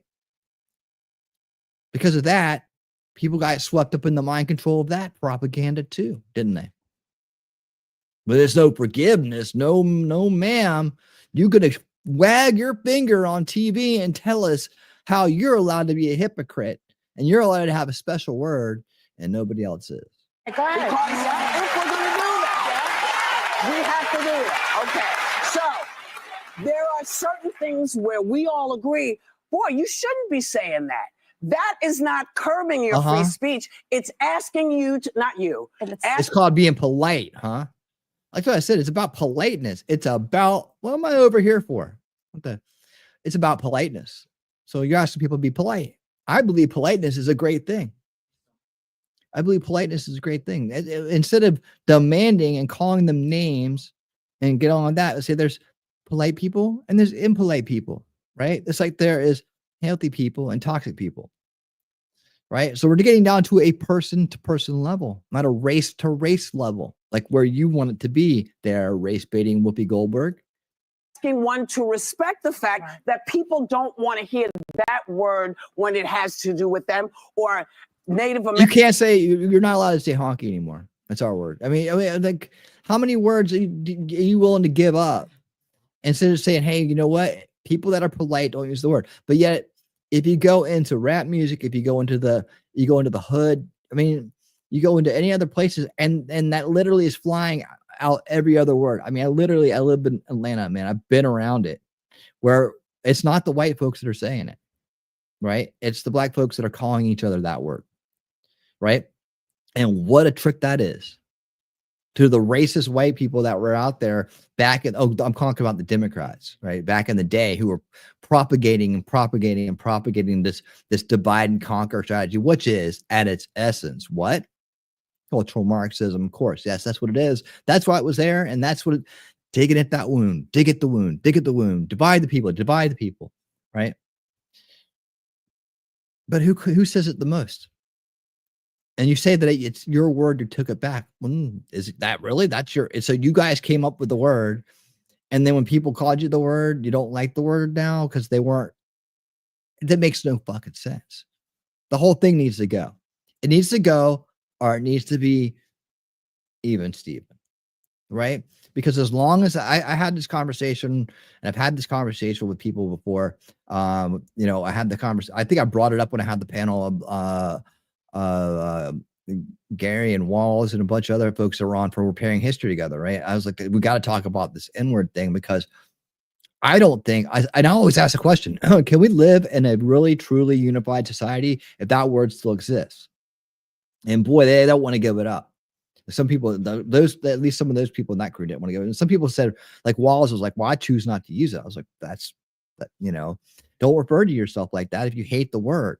But now it's in music and slang and just, it literally rolls off the tongue of so many people these days that are down in those communities, right? Deep in those communities and behind closed doors and so on, man. People will tell you that it what's going on here, man? What is going on with that? You know, what are we going to address that? But you're going to call it hate speech, and you're worried about some clown, some impolite troll online maybe saying it to you, and you can't handle it. Come on. Oh no, I need the government to come in and stop somebody from saying that. I need the government, right? But then when you open your mouth and say it, it's okay. Either it's all or nothing if you really want equality in this world, because it is not equal for one group of people to have a word that they can freely use and market and make tons of money off of, but a word that nobody else, and should someone else say it, boy, their lives could be over. And by their own people, you know, and right on top of it. What do you do? What do you do? I've been asking this question for a long time because I really believe we need to address it. And she's like, oh, we don't have the conversation, have the conversation. Yeah, I'll have the conversation with you. You won't like the conversation I'm going to have with you, right, about it. Because in the end of it, you're going to lose your precious word one way or another, right? One way or another. I don't particularly like the word. I don't particularly use the word. But I mean, the fact that there's some inequality around the word is a problem for everybody, and it leads to a lingering crack in the foundation that Marxists and other people can use to exploit division, to open old wounds that should be long since closed, healed over, and tattooed away. You know what I'm saying? Too long. But the Marxists, cultural Marxists, the critical race theory people, you know, they don't want that because their job is to divide and destroy this country. But people like Whoopi Goldberg are either too dumb or too bought out or too sold into it to understand this, right? So she's going to count on her fingers and wag them at us and tell us how she needs the government to stop people from potentially, trolls could be her own people, calling her names online. Let's hear it. Americans or women There's also or an any of element these of choice that that's under the hate. Yeah, but they'll sit there and they'll rag on white men all day long. And I'm not trying to make a divisive racial. I'm just calling it out for what it is.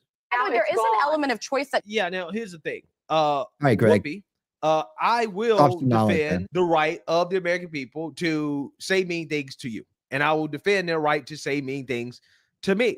Okay. I have people saying mean things to me all the time on X. In fact, I've got a whole lot of that on my timeline right now. People calling me mean things, racial slurs included. I don't want any of those people censored, deboosted, deplatformed, none of that. I don't want to see any of that. Okay. You know why? It's because I'm standing on principle. Okay. The principle of free speech to me is, regardless of whether I like it, hey, it should be allowed, because I believe in the spirit of free speech. I believe in the spirit of discourse, regardless of whether or not it hurt my feelings. Okay. They can call me whatever. They can say whatever they want about me, whatever racial slur, doesn't matter. I'm totally okay with it. And I don't want those people to be censored. I don't.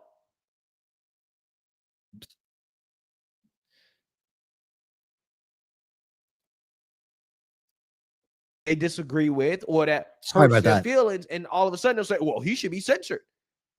And if I'm pro-censorship, then they have a case to be pro-censorship, right? But if I'm not pro-censorship, if I'm pro-freedom of speech, then I can stand on my principles and say, well, you know what? I'm not calling for your speech to be censored. I don't think you should be deplatformed. I don't think anybody should be deplatformed. So that means that, yes, I can openly say whatever the hell I want to say. And that's the way it should be. Yep. But again, these Polite. people are more concerned about their little feelings. Exactly. It comes down to being whether you're polite or not. It's politeness. You know, it's just being polite. It's just being a better person and being empathetic, right? Right, Kenny? It's being humanitarian. It's caring about others. It's caring about others. Even if you don't know them, even if they don't deserve it sometimes. It's just caring about others. That's all it is. And it's being polite. It's about having some class for yourself. It's about having some class for yourself. Right? That's what it is. Be classy. Be polite. You know, we don't need the rest of the bullshit. And for those who aren't, what are you trying to get at, dude? Why are you so messed up in the head, right? The impoliteness and the lack of respect, right? It says something about you as an individual, not a race. So all this dividing things down racial lines, man, I pray to God that I live to see the day where we actually finally find a way to put this all behind us. I know there's a ton of people out there that are just going to have to age out and die in order to fix this generational issue. I get it. I'm the generational issue fix guy, right? But man, I hope that at least in my golden years, somewhere down the road, I see a world for my children and their children and their children where this bullshit's like far behind us, because I started out like that way. And now we're suddenly in this Marxist, cultural Marxist dystopia of division where idiots like this woman right here with her crossed up fingers and, you know, is sitting on TV trying to stoke racial division. And so is Whoopi Goldberg when, you know, Guinan wasn't like that. Be more like Guinan and less like Whoopi. There you go. All right, let's get back to this. Their feelings being hurt rather than the principle of free speech. We have the softest society in the history of this country. That's the only reason we're having this conversation. The only reason we're having this conversation about free speech is, you know how we got there. We have gotten I won't reiterate it. Charmin Ultra soft. Charmin Ultra. That comes into this. I would never subscribe to somebody who would use that language or who would incite. No, but you're on a site that says now, you know, maybe it's okay to say it. You know what? I just realized I'm really going on and on about this. And we've gotten into a deeper issue here, and we're supposed to be on the good news of the week. So I'm gonna cut it right there. I'm gonna cut it right there. I like all of a sudden I was like, man, we're really far into the show all of a sudden. I was like, we're really far into the show all of a sudden. And whoa, look at the time. Well, we should be moving on to the next segment by now. Anyways, I do owe Culper an explanation. So let me find the explanation right here. Since he was in the Navy and hasn't heard of this yet, we have to do this one more time.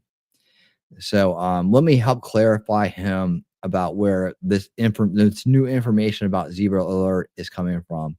Right here, this guy went on the Dana Carvey, David Spade podcast. His name is Stephen Greer, in case you don't recognize him. He's the Project Disclosure guy. And he had this to say. Panic. They went to a full code Zebra Alert, which means if you don't have a Zebra badge on your lapel, the Marines with M16s kill everyone in there who shouldn't be in there. And they didn't know what this thing was. And so he got on the hotline to Moscow. It wasn't ours. Admiral panicked. They went to a full code Zebra Alert, which means if you don't have a Zebra badge on your lapel, the Marines with M16s kill everyone in there who shouldn't be in there. Can you imagine? Do you guys have Marines standing around with M16s? That just like, you know, oh my God, it's a Zebra Alert. I bet. Well, you know, that one ran really long. I'm glad we had the conversation. I didn't mean to take it into the direct. Someone next time remind me that we're in good news of the week. I did have another one. Let's see. Full code zebra alert.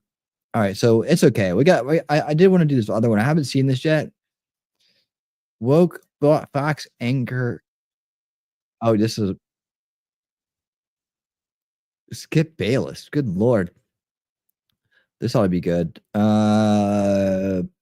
Bringing another one of the most base creators out there. Let's see. Full code zebra alert. I don't want that to happen because we know people, might have forgotten their zebra badges that day. God forbid. There goes the Admiral Secretary who was just bringing coffee in. Oops. Da-da-da-da-da. Love thy zebra. Dude, be thy zebra. Oh, man. Yeah, we don't want that to happen to folks. All right, so last piece here of good news in the week, evidently. Woke Box Anchor caught in the craziest sex scandal ever. What could this be about? It's my turn. It is. You told me it was my turn. You can talk all that you want to, yell and scream. Okay, it is my turn. Clearly, they want the princess treatment. I can provide that for them. Now, there's things that I want in exchange. I can be that person for you. I can give you an experience you've never had. Woo! Good Lord.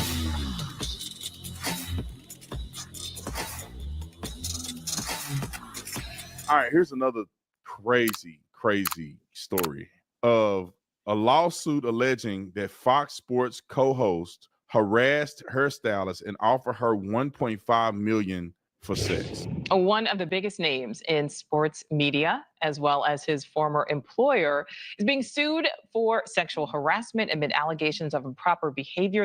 Skip Bayless, you Cowboys fan, you. That date back nearly a decade. A longtime hairstylist is suing former Undisputed host Skip Bayless, Fox Sports, and their parent company. I didn't even know he got fired. Did this just happen? He just got fired? Oh. He just got fired? Corporation for unspecified damages. The suit claims Fox executives allowed Bayless to, quote, abuse workers without fear of punishment, including allegedly offering $1.5 million to the accuser if she had sex. Nice car, Skip. Yeah, I could see this. I could see him doing that. I honestly, but that, I would never assumed it. But now that, it's kind of like out there, he's kind of a kook. With him. Now, I'm not advocating for nothing, but sis, you let JoJo hit for free. He want to offer you girls can do this with men. I'm just saying, if a woman offered a man $1.5 million to have sex, he gonna say okay, and he ain't gonna care. That's just gonna be one more person that he gonna forget about, like all the rest of the women. Now, let me just say this: I know that legitimately people shouldn't want money for sex, and you shouldn't have sex with people you're not married to, period. But I just wonder, people got to stop acting real holier than thou when it comes to this stuff. Quit acting like you really have a high moral ground. Just stop acting like that. If you want to say pay for that, it's illegal anyway, and you shouldn't even indulge in it. You just don't want to sleep with the guy, really fine. People need to quit acting like, especially the people that claim they're victims in this stuff, need to quit acting like this is so bizarre. Because women sleep with people for money all the time. And the funny thing is, because he's not good looking, he had to offer $1.5 million and she turned him down.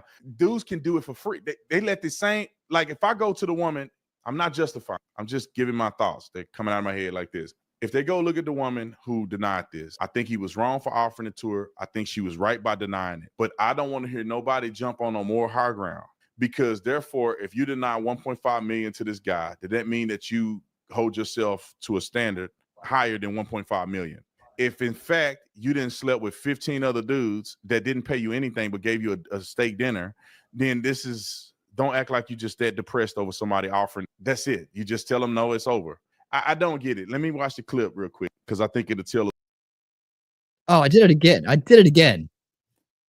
Keep hitting the wrong. Hold on. I keep hitting the wrong damn button.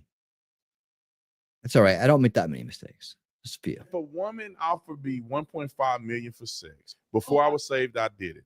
I would have done it. After I'm saved, I would have said no, thank you. I don't feel harassed.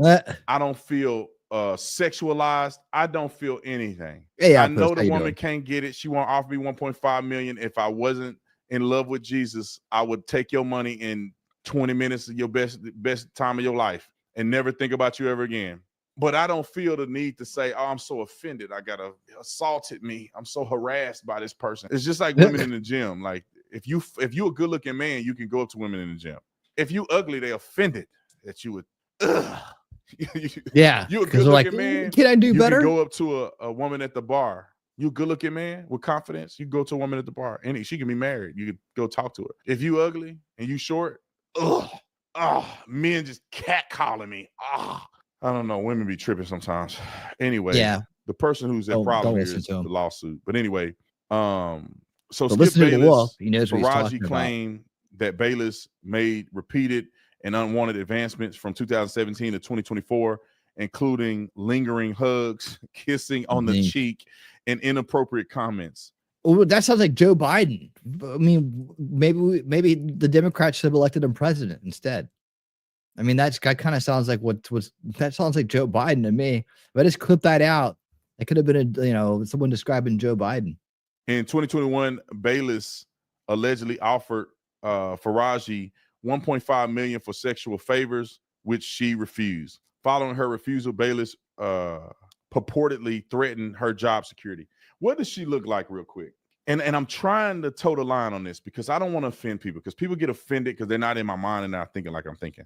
This is why, and I'm saying you should not advance on people if they don't want you. That's just what it is. Don't advance on people that don't want you. But this is the problem when you have women in workspaces with men, or women in the workspace, period. If a woman were to hug a man longer than she should, what would she say? Hugs longer than it should, kiss on the cheek, not in the mouth, but on the cheek, and inappropriate comments. If a woman, you will never, He's after the money. Never in your life see a lawsuit where a man is I mean, why don't you just take the money up front? I don't know. She wants more. I'll go. She's like, I'll blow through 1.7 million in a freaking year. You better give me more. Complaining about women doing this. Women do this all the time. When I was a cop, women would talk about how nice my butt was and all kind of other stuff. And it really wasn't that big of a deal to me. It was like, okay, she liked me. I don't like her. I get it. I'm good looking. I work out. So people gonna make a comment about me. It's fine. If I'm hugging you and you hug me longer than you, maybe, just maybe, you think I'm interested. All I have to do is say, hey, I don't want you hugging me like that because it makes me feel uncomfortable. I don't want to kiss on the cheek from you. I'm married. I don't care. Can we agree to that? And if the man continues after you have had the conversation with him, or you've had this conversation, then I can see how a person can be offended. Just because a man think he got a chance with you is a lawsuit. She may have reasons behind this. I've seen it happen way too often. So anyway, let's go to the next one. You said the other lady, Joy Taylor, co-host. There's another one? So Skip Bayless and Joy Taylor position. It says, as now Skip Bayless and Joy Taylor have not publicly responded to the allegations. The lawsuit adds to a series of legal challenges and allegations of misconduct that have been directed at Fox affiliate entities in recent years. Is that the Joy Taylor? Oh, I see this on another page. The lawsuit mentions that Faraji, I just want to say Fahida, confided in Taylor about an incident where Fox News executives Charlie Dixon allegedly groped her at a party in 2017. Faraji alleged that Taylor advised her to get over it, suggesting that Dixon could jeopardize their employment. In a lawsuit involving multiple Fox News personalities and executives, it alleged that self-professed Christian Emmanuel Acho was sleeping with colleague Joy Taylor, who was using sex to get prestigious on-air positions at the network. Acho recently deleted a clip of him defending Joy Taylor after the allegations. I don't think this funny, bro, but linebacker. Like, I don't know, man. We'll play the clips. I don't know if I want to say this, but I think sometimes women are the problem. Like, Acho ain't mad. He slept with the woman. He not mad. I think it's wrong if he a Christian and he married, but I mean, he a good-looking dude. He got money. Pause. They want to sleep with him. So what? You know what I'm saying? They be at parties throwing it at people, and then somebody think they getting a hint, and that is sexual assault. I mean, I'm telling you, y'all. Let me just get this off my chest real quick, and I'm gonna get to the outro clip. I just need to get this off my chest. Women sometimes, not all women, a lot of women are great. You that's watching this, you ain't never done it like this. But women are some of the worst at times. Women would flirt with me on the job all the time. Women would do stuff to men that is borderline. Women tell jokes. Women send naked pictures. Women are in some of these cases. I was a cop. Some of these women get ran through on the police department. Like, it's a thing, but they'll do it and flirt and do this and then. All right, so we get the gist. All right, we got to move on. So the gist is that there's something going on down there. All right, I don't know if that's good news or not, but it was in the folder. I guess it was a kind of a light good news week with the fires and the sentence and stuff. But don't worry, there's a lot of good news on the way. All right, there's a lot of good news on the way, and so that was probably on the weaker end of my good news segment as far as good news guys. But the capybara story was awesome, right? Cheesecake, the capybara, that was a great story, right? Wasn't it? All right. Well, at least we had that. That was some good news. But now it's a time for our next segment. Now that we got that and the zebra alert explanation out of the way, it's time for our next segment, and that is Bring On the Cool Filters Things. change the way we feel.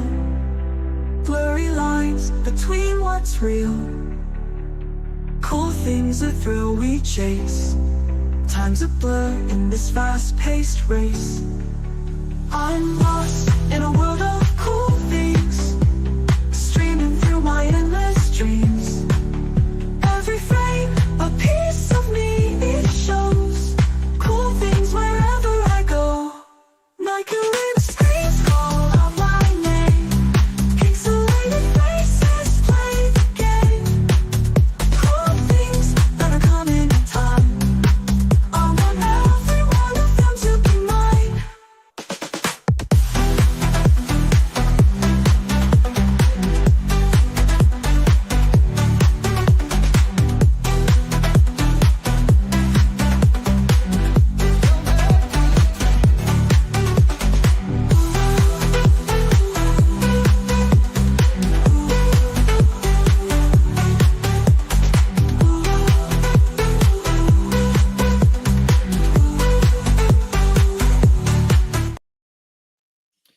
All right, as promised, and this is Cool Things. Welcome to Cool Things. How you doing? This is a segment where we explore all the cool things that are out there in the world, whether a lot of it has to do with like upcoming or new technology, new transportation, cool places to go, cool facts about the world, cool things that are on the way.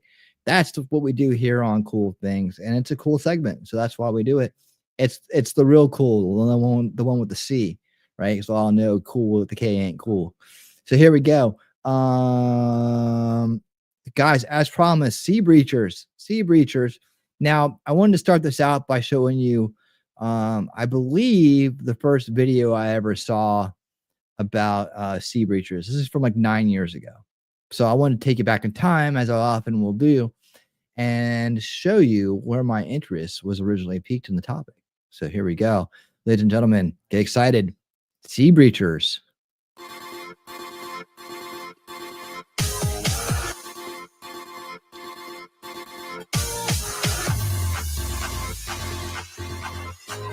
Oh yeah, this better not be copyrighted damn music.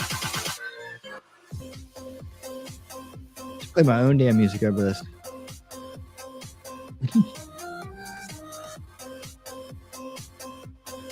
Where's my background music?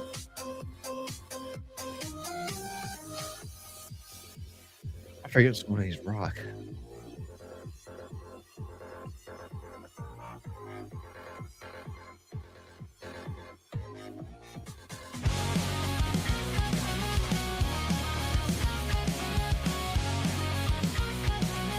Look at these things.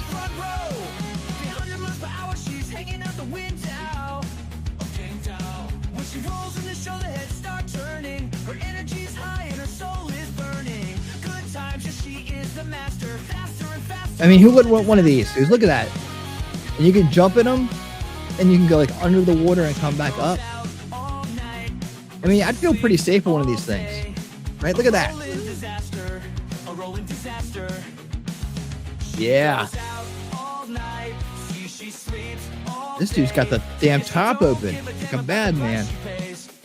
See, look, you go underwater, and you could like literally, like, look, see, underwater. You could be like swimming next to great white sharks. They ain't gonna get to you. I mean, that's. Look at that. Woo! I mean, you can be in and out and around and everything. Let's go to the next one here. You can get sea breachers now, right here. Wait, hold on. Special thanks.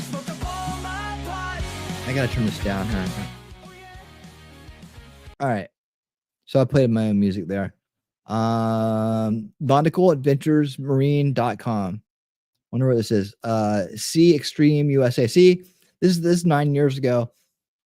But the sailfish hits. See, I had this idea a long time ago. Maybe this isn't the original video I saw. It might have come afterwards. But let's see that one. Yeah, I thought I already arranged this in a different way.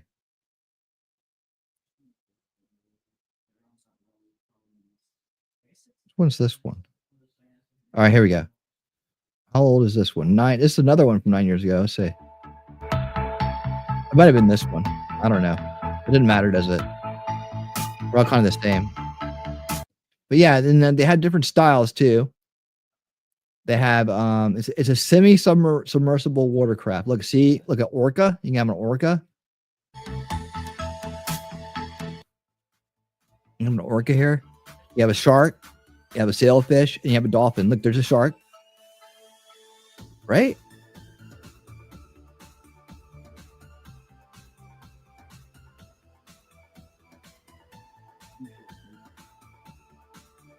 You guys like these?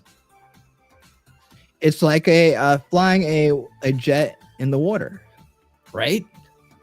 Who doesn't want to fly a jet in the water? Look at that. Huh? So I'd like to have like a little spot.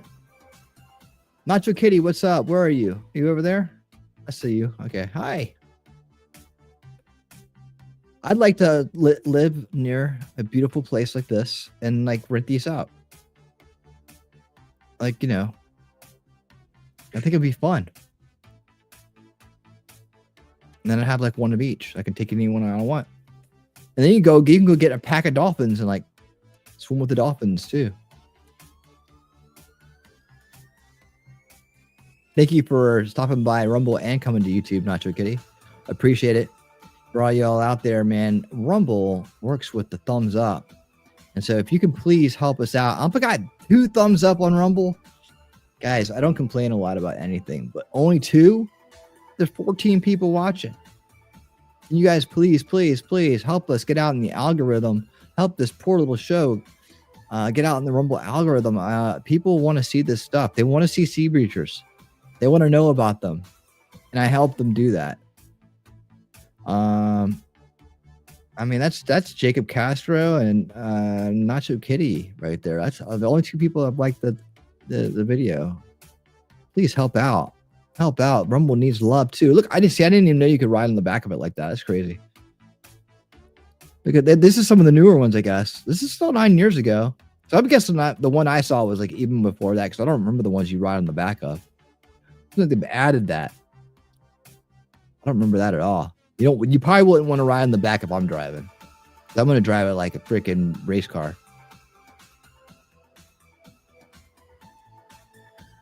Boom, boom, boom.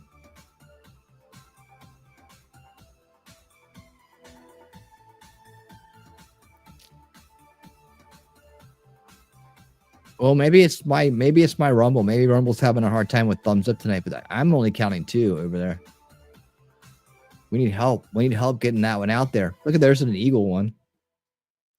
These things are cool. I love sea breachers, man. Don't you guys want to? Wouldn't the world be better if everybody had a sea breacher? Right? Now here's some of the newer ones, I believe. but these are also like Today's episode, top three amazing personal submarines by Sea Breacher. as we explore some of the most exhilarating watercraft ever This crafted. gives you a little bit more The and Sea Breacher submersible watercrafts. tells you a little bit more about them. And lets you see them just Breacher besides the submersible watercrafts. We'll closely look at their design, capabilities, unique features, current prices, These look a lot and the different than the fascinating ones I used to see. experiences they offer to water enthusiasts. Yeah. Join us in discovering how Sea Breachers represent a fusion of Breacher. advanced marine technology and recreational that. water sports adventure. Welcome to Harbor Masters, your regular dose of information and updates on the Oh, latest yeah. boats and the best You can do luxury spins, yachts. flips, kicks. The top three. The Sea Breacher X Look at that tiger is an shark, advanced baby. submersible Ooh. watercraft that combines thank you, high Nacho. performance with an aggressive shark-style body. It offers Aggressive an optional shark-style body. 300 horsepower Oh, yeah, baby. Let's supercharged go. engine Let's go. upgrade and features a patented fully vectored thrust system, which mimics aquatic animal movements. This model features smaller control surfaces for increased agility, allowing it to leap 90 degrees out of the water. 90 degrees. It's ideal for pilots seeking maximum performance. See, I want one of these. I think they're like $100,000 now, though. Paint scheme can be tailored to That's why I gotta personal make a lot of money. preferences. In addition to its unique features, the Sea Breacher also boasts underwater viewports, a tinted canopy, a marine-grade audio system with Bluetooth, and custom interior and You hardware got blue. You can options, see you can bring your phone in there too and turn on your favorite tunes, making it a versatile or you can even watch this stream while you're driving a Sea Breacher. thrilling watercraft.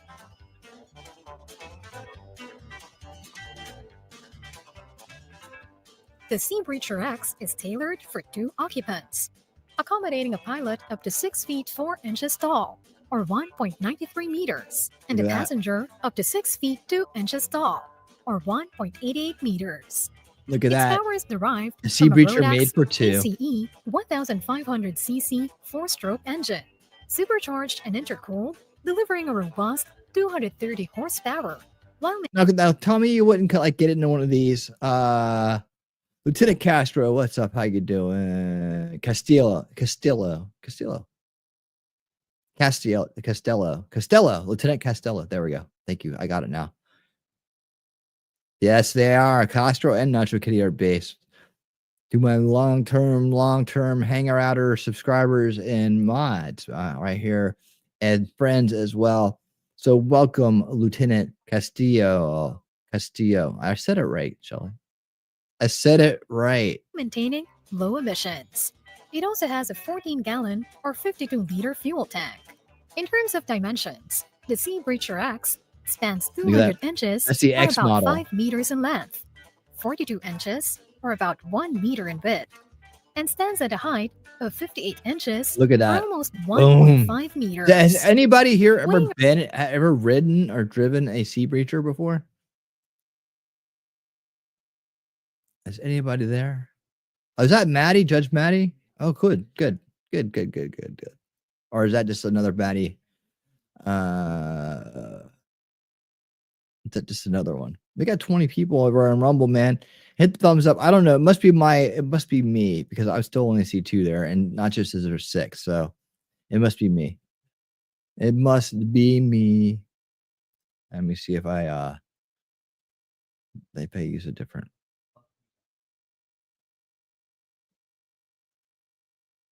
Nope, it's still this is that on my side. Maybe it's my internet. All right. Doesn't matter though. Let's just have fun. 1,450 pounds or over 650 kilograms. Okay, This cool. watercraft provides Nice. an affordable entry point to kickstart your thrilling aquatic adventures with a starting price of $90,000 US. Whoa.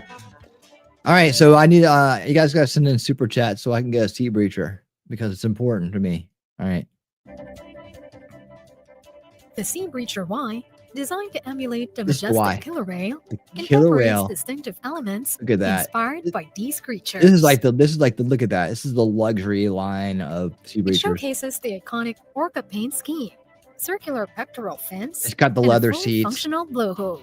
Sharing Fully the powerful functional 230 blowhole. horsepower supercharged engine with the X model, that. the Sea Oh my Breacher goodness. Y distinguishes itself with a It's better than a panoramic hot full dog. acrylic canopy that offers passengers an expansive view. Yes. This watercraft boasts a reimagined killer whale-style body, augmented wings, a fully vectored jet nozzle for precise maneuverability, Look at that. a tinted panoramic bubble top canopy, Mhm. marine audio with Bluetooth, custom upholstered interior, and custom powder-coated hardware. Sure does. All right. Pretty cool, huh? Got the killer whale version here. It does all kinds of tricks and stuff. I'm gonna speed up this a little bit. Let's see what this one is. This one looks like the racing version. Top one. The revolutionary Z model Z. marks the first sea breacher to showcase a retractable snorkel, unlocking Oh. the excitement of high-speed 360-degree barrel rolls on the water surface. Retractable This snorkel. two-seat marvel features a bubble top panoramic canopy. That's why I want a Passengers beach. revel in a mesmerizing view. Enhanced with Look high-performance at that. swings and elevators, it delivers remarkable agility. Now, has anybody ever driven one of these? I would get in one of these, and I would be like, okay, let me go find a pod of dolphins to swim with, right? I would be going out there looking for the big boys, right? Let's go swimming. And I'm sure they'd swim with me, right? It's a lot safer. It's a lot safer. It's a lot safer, and it's a lot, but it would be so much fun. I think they would have fun too. I think they would have fun too. And it wouldn't just be me having the fun, it'd be them.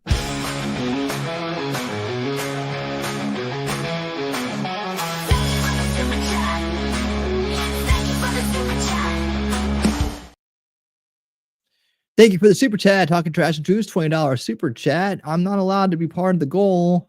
I mean, I feel so left out, man. Look, I just didn't want you. I know that you would be trying too hard to make that goal happen. And I wanted to make sure you're like number one super chatter of all time. I don't know that anybody's ever going to catch you. And, I just didn't, but I put out a lofty goal like I did, intentionally, because it's a lofty reward. But I didn't want you to feel like you had to get involved there. All right. You do enough already, darling. I liked to watch Sea Breacher races. I like to have they have racers. They have races. So yeah, I need to get one of these and become a Sea Breacher racer. I'd be like what's that guy's name? The little dude that used to pal around with Ricardo, Camelot, that guy. Right? He was a YouTuber and he turned himself into a race car driver or something. I'll turn myself into a Sea Breacher racer guy. Right? That's what I'll do. That's what I'll do. And then I get sponsors from LawTube people and other people on YouTube. Don't you want to be a sponsor of my Sea Breacher racer? They need to put that in the Olympics. All right, let's get back to it. Thank you for that, Shelly. Well, we grew up on the beach and in the ocean. I don't really count Jersey as being. For some reason, I just think of like a city on a river next to well, not a river, but what is that water between New York City and it's like a peninsula or something. And New Jersey. I just, it's hard for me, the Hudson Bay. It's hard for me to think about you see, well, I grew up, there was actual sand and hotels and tourism and shit. So that's when I think of a beach. That's what I think of. I don't think of like, a boardwalk and and concrete and a lack of sand. I know that you could drive to Ocean City or drive to Neptune, New Jersey, and find a beach there. But I never think of that as the beach. So thank you so much for that. Okay. What does that say? Cody Dennison. Jet skis, boat rentals, those water jet shoe things. Those are all just the water stuff. Yeah, they are. They're water stuff indeed. Ooh, there you go. Okay, good. All right. That's what I saw. All right, let's get through this. I got more water The activities Z to show model you. comes complete with a marine-grade stereo system featuring They always feature the stereo system. Like, oh, you get a stereo with it. I'm sold. Bluetooth for onboard entertainment. Customization options abound, including a choice of a solid or two-tone paint scheme, fully Solid customized two-tone. upholstered interior, and bespoke What color would mine be? powder-coated hardware, allowing enthusiasts to infuse a personal touch into their aquatic adventures. I don't know. I'd rather have mine look like one of the sea creatures, honestly, than customized. But if I'm racing it, then I have to have it customized to the channel colors. Yeah. Look at that. One day, guys. One day. All right, let's move on. I know we're running a little bit behind tonight, so that's the sea breachers. I promised. And let's get over here while I adjust. This one. Do I have anything else? Okay, so this is interesting. We won't watch all these. You know how we do it. I kind of click through and show you, get you guys to get the gist of it, and then we kind of just do it. Do I have any more to show you? That was all the sea breacher stuff, but I did have more aquatic things to show you. And I didn't. Yeah. Okay. So, anyways, let's take a look at these guys. We're still at winning speed here.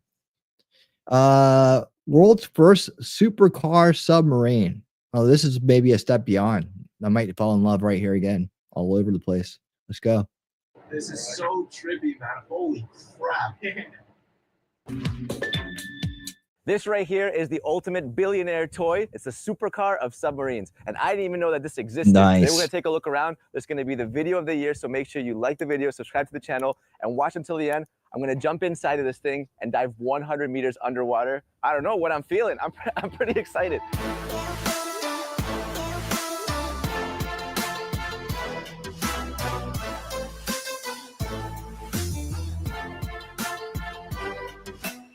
I mean, look, the first thing you notice when you look at this thing is that it looks like a supercar. I mean, when I used to think of like submarines, you know, I think of like research submarines or like military grade submarines with big, thick metal sheets, kind of ugly. This thing looks freaking sick. Look at it, man. It looks exactly like a supercar.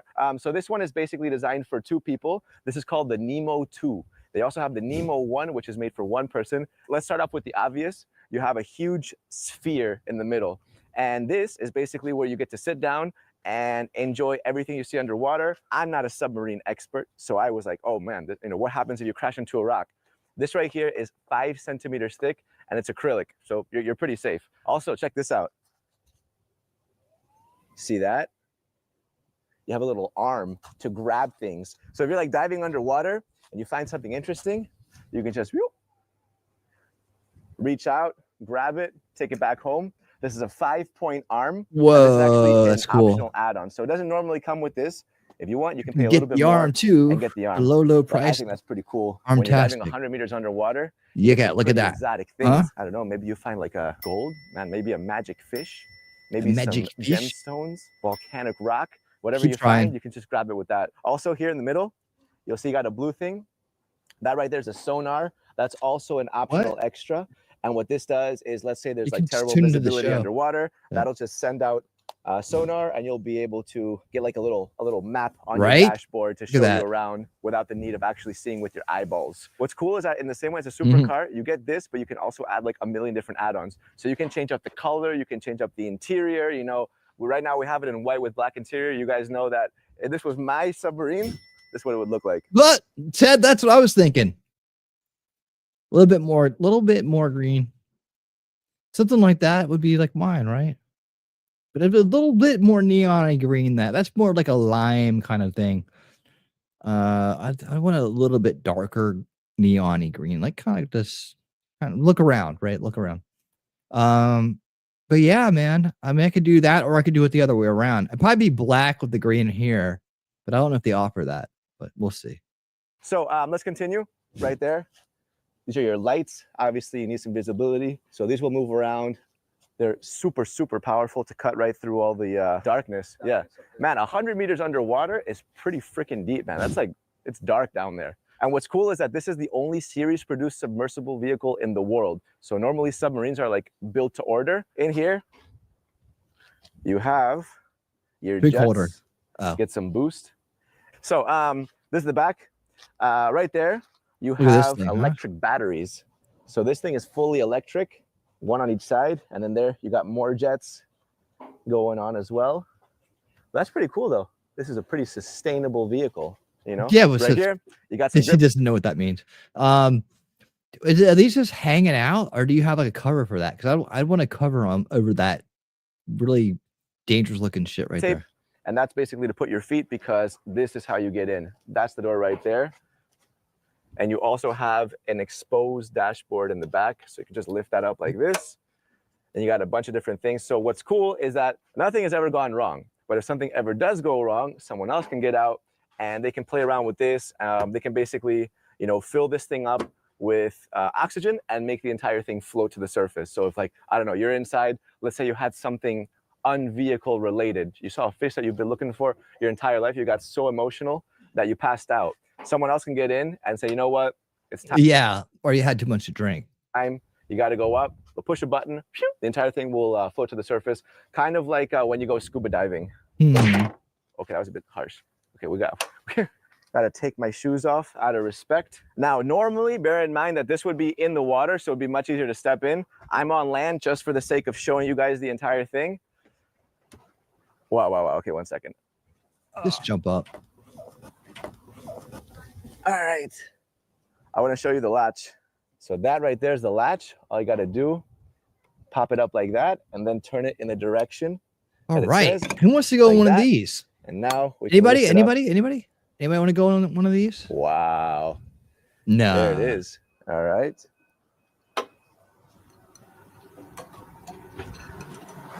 Wow. Holy crap. All right, jump inside. Check this out. This is freaking crazy. This is the panel. It doesn't even look like this is a window. It's seamless. So in the middle, you have a dashboard to give you all of your information, your compass, your speed, your temperatures. This right here, which is super Bluetooth cool. stereo? That's awesome.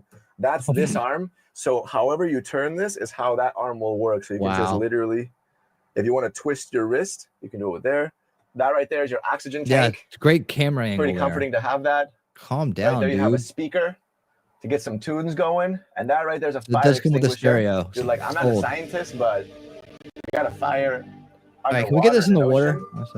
Freaking open up the latches, bro. You know what I'm saying? Something about Here this you got a dude's bunch of different delivery. buttons that I don't understand. So you got a CO2 scrubber, you got a bilge pump, air monitor backup, USB-L, push to talk volume. Okay, a squelch. Anyone know what a squelch is? I know. And then this right here is the Manta controller, which is kind of like a PlayStation remote. You got your analog, you got different buttons. This is basically how I just want to remind you guys, anybody can be a YouTuber. If you want to start a channel today, this guy is probably the best example of it. Let's just go ahead and get him in the water.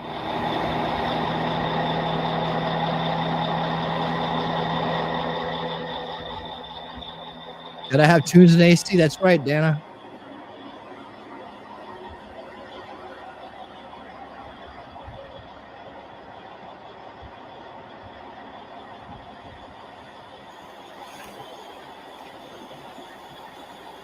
This probably would be the wrong guy to ask.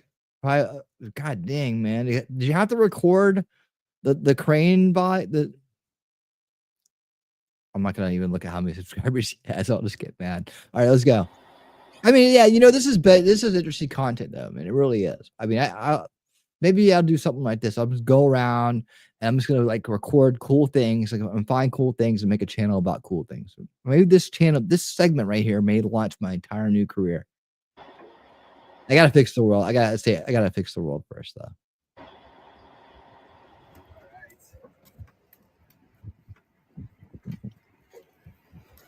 a lot of supercars, a lot of hypercars, a lot of weird cars, but this is a first. Wow. Yo, check this out.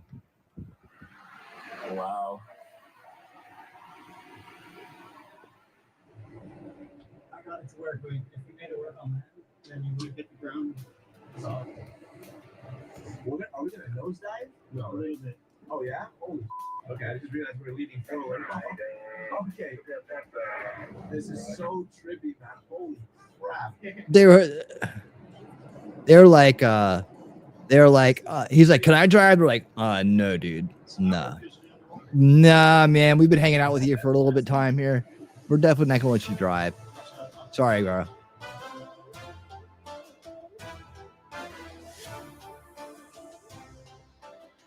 So this is my joystick. This is my arm. We'll let you work the arm.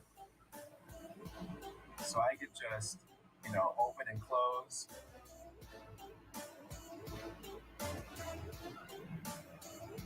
It's pretty flexible. It's pretty easy to use, to be honest.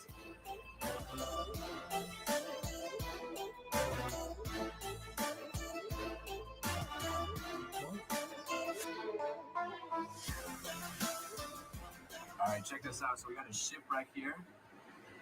We are 46 meters underwater, and if you look closely, you've got a lionfish right there. Super poisonous. Will that kill you like immediately? No, it won't. It'll slowly trigger a heart attack more or less. Okay, it'll only slowly trigger a heart attack. That sounds even worse than dying. Like I told you. Low motion heart attack. Yeah. No, thank you. So what's crazy is that as close as this looks to us, is actually like about 1.5 meters away. But it looks like you can literally reach out to it. But what this bubble does is it distorts your perception of depth, and it's just like it's so strange to get your head around it. Like for example, I changed a little bit. That fish right there looks like this big. How big do you think it would be in real life? Not like that, right? But it looks like it's like that. It's so strange. Huh.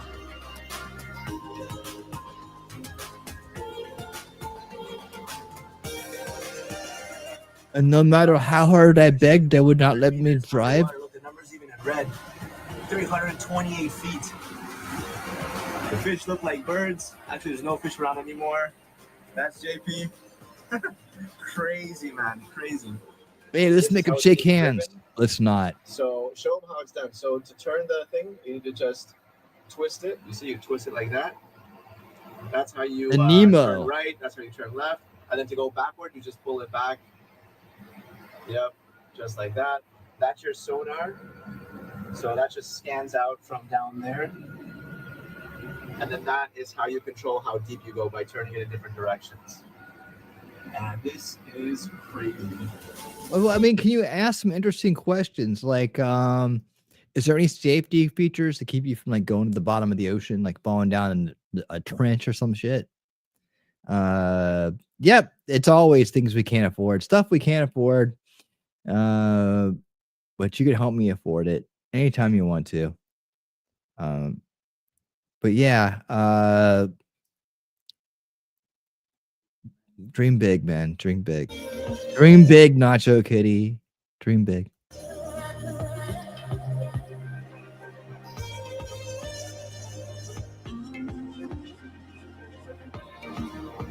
Boy, it's so quick.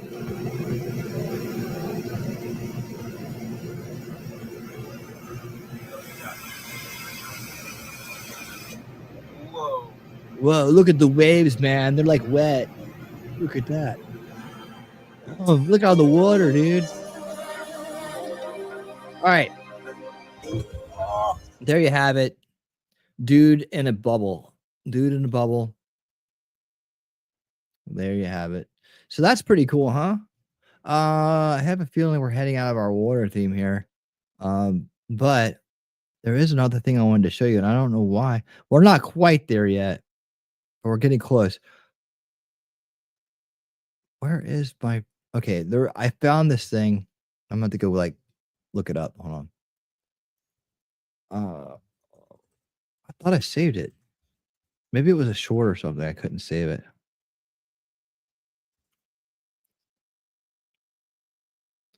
It might have been a short. Oh, here we go.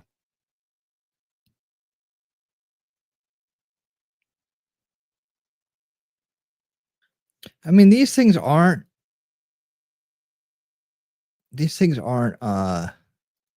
that old. Like, I literally, hydrofoils and things like that travel across the oceans aren't that new. In fact, even back in the 90s, they had them all over the Mediterranean. So it's not like it's something new. But there's newer ones out there, like personal water taxis, which I thought would be a good thing to add to this. So, yeah, see, flying water cars are cool.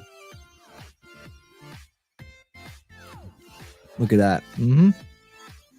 Bubble is 100% electro hydro water taxi created by sea bubbles.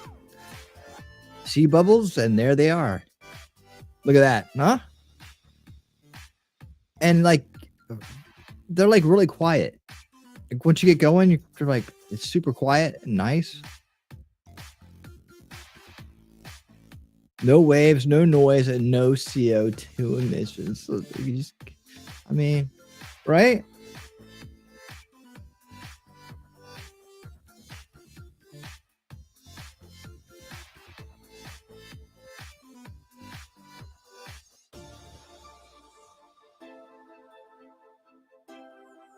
Sit down in the taxi, please.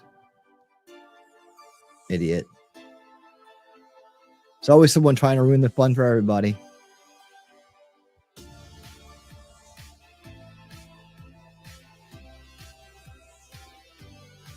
These are really cool, huh? Just cruising around. Where are you taking the taxi to, though? There we go. This is more like it. I need to go over to the village. There we go. I will take you, sir. Give me the money. There we go. So now you feel like you're doing something. Sit down. Please sit down. Arms and head inside the vehicle at all times. What idiot. 50 cities in the next 5 years, guys. 50 cities in the next 5 years. Hoboken is in play. Hoboken's in play. Like, why don't you guys have this in Hoboken? You better get on it and nail down this business before the mob gets it. Yeah, you guys. We own all the water taxis. From here to the shore. All right, so that's that. And there's so many other great. So there's a sea breacher right there. Racing a $250,000 underwater shark. Oh my God. Wow, I'm gonna look at that. What is this? How deep can Tesla Cybertrucks drive in water? All kinds of cool things. The world's first futuristic flying cars. We've seen lots of those. Martin, Hawaii, Mars flight to Okinawa, Oshkosh.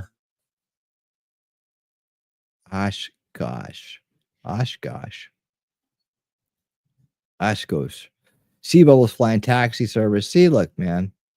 Taxi to the future. Look at this thing. 15 water vehicles that'll blow your mind. We'll come back and revisit some water vehicles another time because they're so cool. And heck, we got to do it. So I'm going to save that screen right there and go back to our playlist.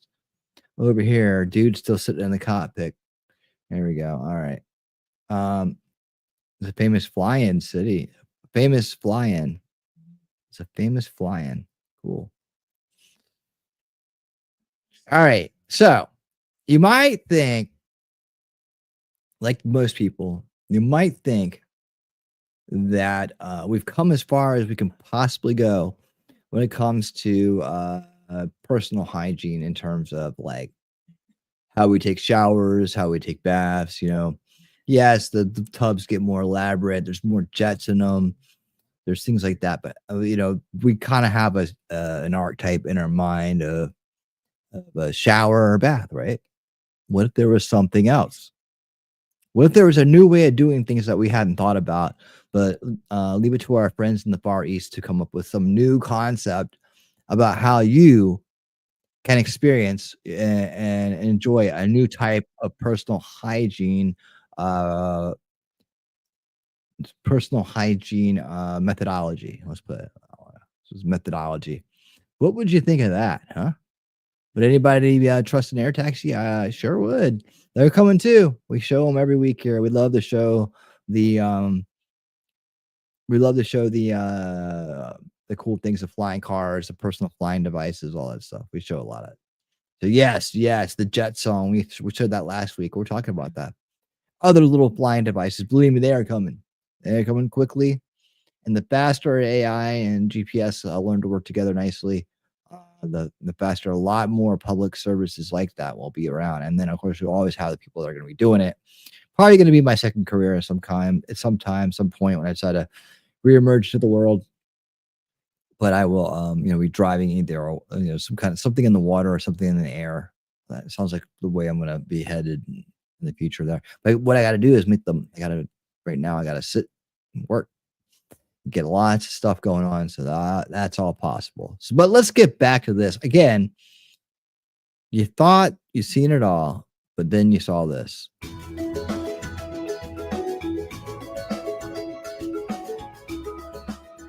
In a country known for its groundbreaking technology, Japan has yet again redefined luxury and hygiene.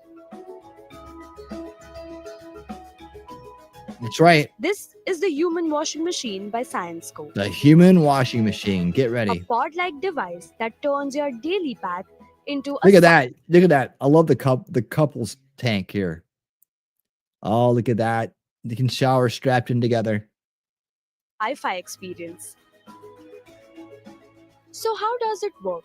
Ultrasonic It starts waves, with duh. ultrasonic waves to loosen dirt, followed by Take care, water Kenny. jets for Thank you a for being full here. body cleanse. And the best part? A cloud of nanobubbles that hydrate and rejuvenate your skin. Oh, yes. This Get the invention nanobubbles all isn't over just me. about luxury. It's eco-friendly too. Nanobubbles. Using only 10 liters of water per session, that's less Ew. than half of your regular shower. More water, please. The human washing machine is currently being tested in wellness centers across Japan. But Max Mura, Max, are you there? Max Mura, calling, paging Dr. Max. Paging Dr. Max. We need a report on the Japanese human washing machine, please. Will you please go find one and get in and film it? We need a report. I don't know why you don't do more stuff in Japan. You're Japanese. You're there. I mean, you have so much cool shit there. You should be out there doing that every day. But anyways, when I get rich enough, I'll fly over there and we'll do it together. All right, there we go.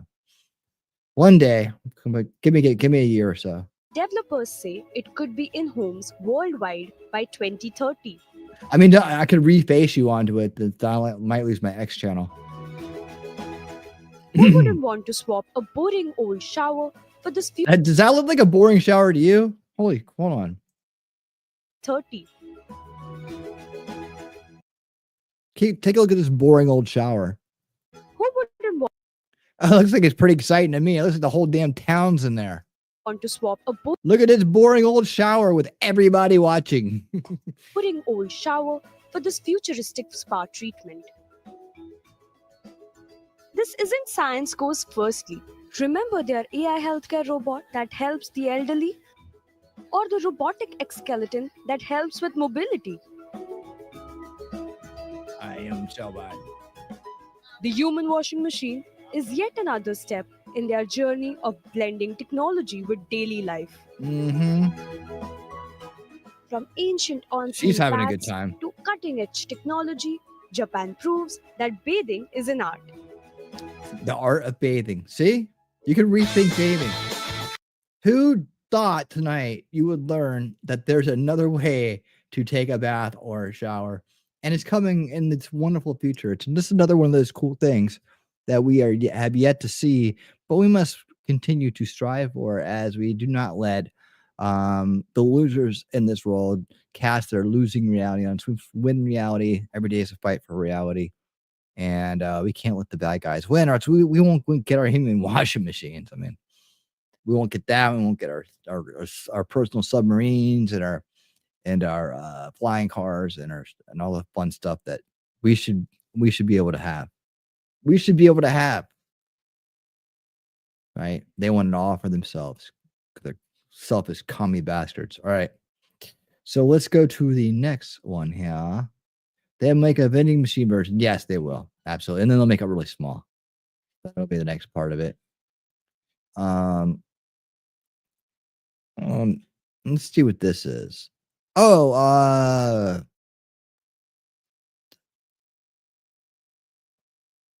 okay, so speaking of taxis, I should have played this one earlier. Let me go to this one. Awesome. It is very spacious. There's like All right. So speaking of taxis, I was going to play this after the water taxi, and evidently the washing machine got in the way. So check this out. It is very spacious. There's like 4 seats in here. Once again, we got that starry There you headliner. go, Nacho. Screens Absolutely. on all the sides. Hey, Wire Noticers, Shane here from CES 2025, and right now I'm by the Zoox booth at the Las Vegas Convention Center. I Now, for bet. those of you who haven't heard, Zoox is a startup that's working on self-driving, autonomous, all-electric robo-taxis, such as this one over here right behind me. And now what makes them different from other self-driving taxi companies, such as, for instance, Waymo, is unlike in Waymo's where it's a regular car outfitted to be able to drive itself and then has an empty driver's seat and a moving steering wheel as if a ghost is driving it.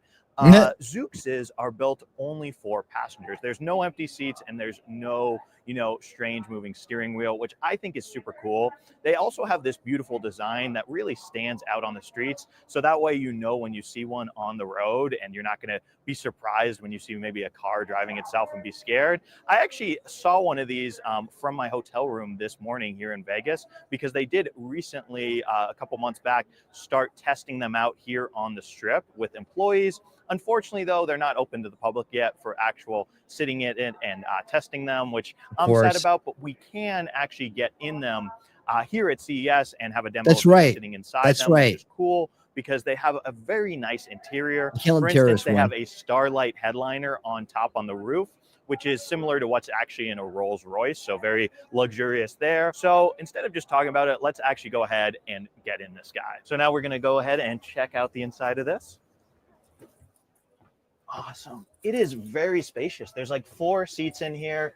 Once again, we got that starry headliner. Starry Screens on all the headliner. sides. So and this is a cup holders taxi. down here. We've got the wireless chargers to charge 2 And this is kind of phones. cool things that are out there at conventions and whatnot. I thought he was going to drive around in it, but he's not. So we get the gist of it. It's a big car that drives itself, right? It's a taxi. I thought we were going to see some of this stuff in action. Damn it. All right. What's this thing? What's this star? Okay, I'm getting some robot. I don't think this one's all that impressive, but we'll start with the unimpressive one and go to the more impressive one. I think. I could be wrong. I could be completely the opposite thing. You guys might go crazy for what I'm about to show you right now. You might. It depends on how much that how much you love your sushi.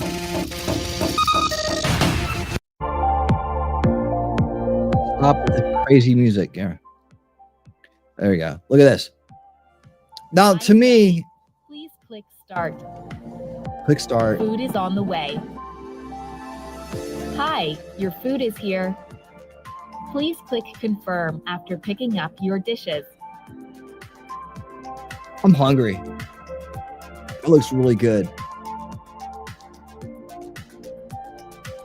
Enjoy your meal. You will see me again if you order more. Bye. I don't think that that's like so like live recording there. Yeah, there's a kitty, Nacho Kitty.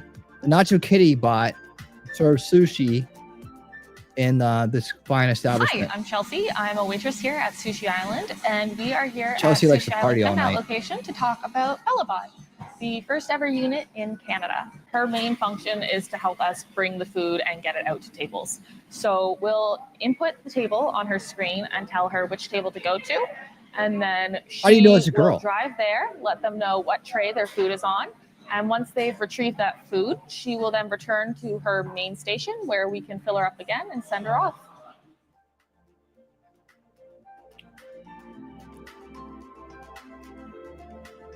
Another great thing about Bella is that she has some sensors in the front here and at the bottom, Mhm. and that prevents her from running into anyone. So if someone happens to step out in front of her, she will stop, and if they continue to stand in front of her, she will ask them to move so that she can get back to work, and she might try and go around them, but she won't run into them.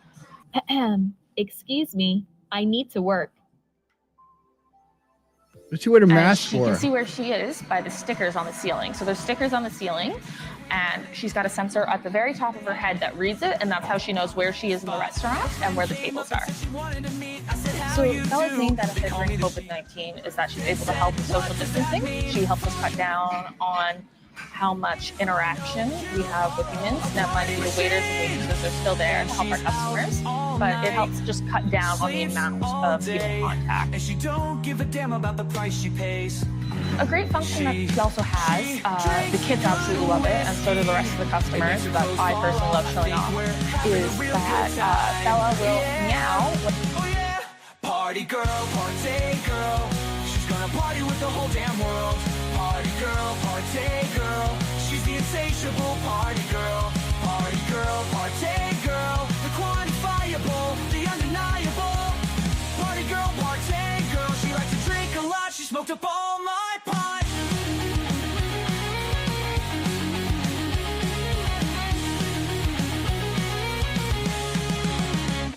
And she's out all night, sleeps all day, and she don't give a damn about the price she pays. It's true. All right. So yeah, there you go. Sushi time at Party Girl Restaurant. And what do we got next here? What's up next here? Yeah, okay, so that one was pretty good. I think I made it a little bit better. And then there is the Starship Robot. I don't have no idea what this is. Let's figure out. I think this is the one, the little kind of like pod one that runs around streets now that delivers like really small things. Yeah, that's the lyrics of the song. Yeah, it's like she drank a lot, she smoked up on my pot. Yeah, that's it. Yep, I wrote that one a long time ago. It's true. Absolutely. Yeah, the song list I have on here, a lot of the songs they're my old lyrics. Put the new music, but they're my old lyrics.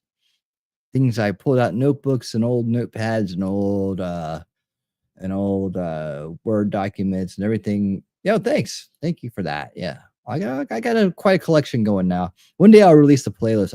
I gotta finish up the I got to finish up a few of them that aren't in there yet. I got to clean them up a little bit.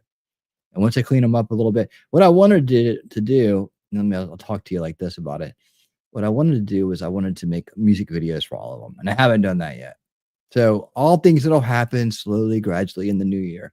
Hopefully I'll make a music video like the one I have for this time. Right? That video that plays kind of at the beginning of like a trailer now, like it plays like a trailer at before some of the shows. That one, that's another one, right? So I have a bunch of them, and I feel like I owe it to everybody to make them into videos, but I do have them here in the background, and this is the show where I play some of them. You know, I have songs like this one. I haven't played in a while.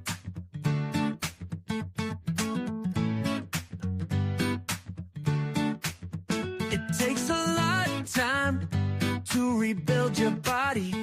Gotta find the time to fit it in.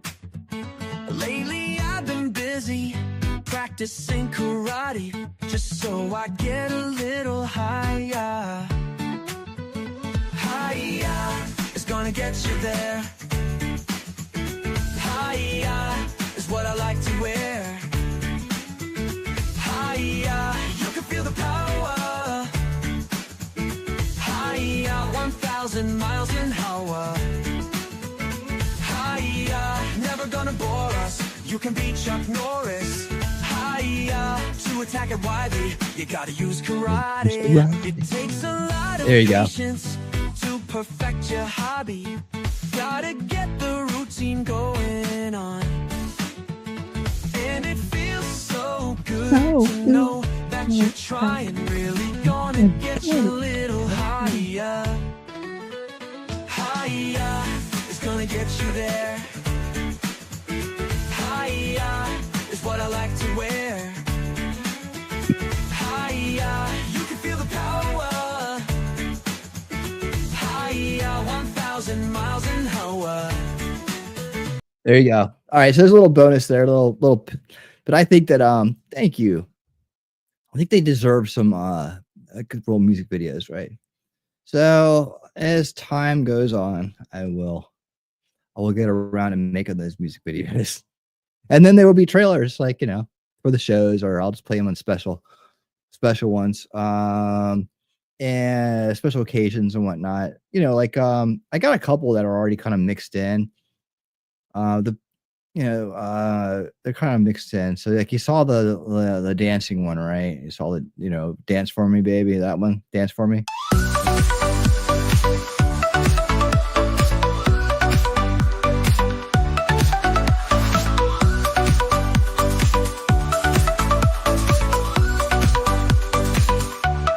Go a little crazy when you dance for me, baby. That look in your eye when you dance for me, baby. I can't deny when you dance for me, baby. Dance for me, baby.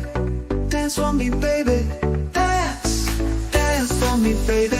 Dance. So yeah, you guys know that one, right? And you know this one.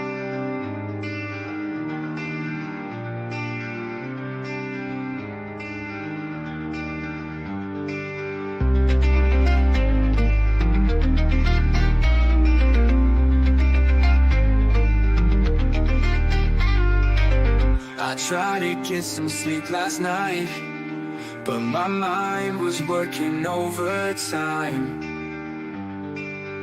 The things I said that I didn't mean, chasing my memories as if they were just a dream. So there you go. I don't want to lose too many people. We're in the middle of the cool things section, but we're allowed to go on tangents every now and then, aren't we? I think so. All right, so back to cool things. Here it is. Here it is. And there it goes. Hello, I'm a Starship delivery robot. Starship delivery robot. So what the heck can you fit in this thing? That's one thing is, we have to take a critical look at some of this stuff too. This thing is so damn small. What's in there? These white robots here on NAU's campus are Starship delivery food robots. What was the first thing that you can't even fit a pizza in that thing when you saw it? I thought of Wally, of like a little robot that cleans. Thought it was in like an RC car or something, either small delivery or kind of like automated. Oh, come on. One of you guys are going to say it's racist because it's white. Go on. Postmates or something. Maybe like Wally or something. The design was very thoughtful. These have been under development for over 4.5 years, actually. And we knew that the robots would be in the pedestrian environment, and they needed to not just be safe, but look safe and feel safe. The robot combines a 3D map with its sensors that includes radar, ultrasonic, and time-of-flight cameras. It knows if it's a crosswalk, it needs to stop, it needs to check for oncoming traffic, whether that be pedestrian, someone jogging, someone on a bicycle, someone on a motorcycle, a car, a truck. To use the service, download the Starship app, pick your restaurant of choice, set your PIN, then wait for your food to arrive. We pick the restaurants based on the location relative to the populations of students on campus. Depending on how busy campus is, you should receive your order between 15 and 20 minutes. After that, enjoy. We knew we needed restaurants. Enjoy. So I guess if you ordered a bunch of food, a couple of these things show up. Both on they the don't look central that part big. of campus and on the south part of campus. We start delivery at 8. But dude, I'd be using this shit all the time. I mean, I got kind of imagination. I got kind of an imagination. I can imagine some things to do, to have some fun on campus. I'm sitting around with my friends, not taking life seriously. And I'd have them like racing from different places at the same time. I mean, this is off the top of my head. Don't give me time to think about it, 8 o'clock in the morning and go till Look at 10 that. o'clock Monday through Friday. And then on the weekends, we start delivery at 11 o'clock in the morning and go through 8 o'clock at night. Do they come back with all kinds of shit on them? The stickers out. They come back. I mean, all kinds of things, dude. Yeah, right? Right? You could do that. You can do that. You need more beer. Everybody order one at the same time. Like I little schemer, it's like, okay, everybody get your apps out. Ready, set, go. And like, whoever's got there first wins, right? Everybody else has to chug. Nice. We're so excited to be here. Oh my God, we're so busy today. Got robots lined up. Like if you have like one of your friends is working at one of these places, right? And that Starship delivery is working with, and then you'd have like a line of the robots just waiting to get like one thing, like just like a Coke or like some fries. Oh man, just like, yeah, I'm gonna order some fries and have the robot bring it to me, and then you have like everybody order fries, right? Everybody order fries from from Chanty's or some place that you know of college that everybody worked at. Everybody order fries at the same time. Your friends are sitting there making fries. You got a line of robots. The robots literally are putting your friend in the weeds. Yeah. Northern Arizona University, but it's really endearing to see the students embrace. Look at that. See, someone's already trying all my ideas out. Look at that. There's one there, one there, one there, one there. Maybe they got them all broken out for the video. I have no idea. This new technology as part of their community, something they care about and something that they're I'd care about it. Believe me. Believe me. Happy to have. I'd be very happy. In the future, they could also deliver packages, take your dirty laundry to have that done. Really, the sky's the limit in terms of what we'll be able to do with the robots in the future. Thank you. Have a nice day.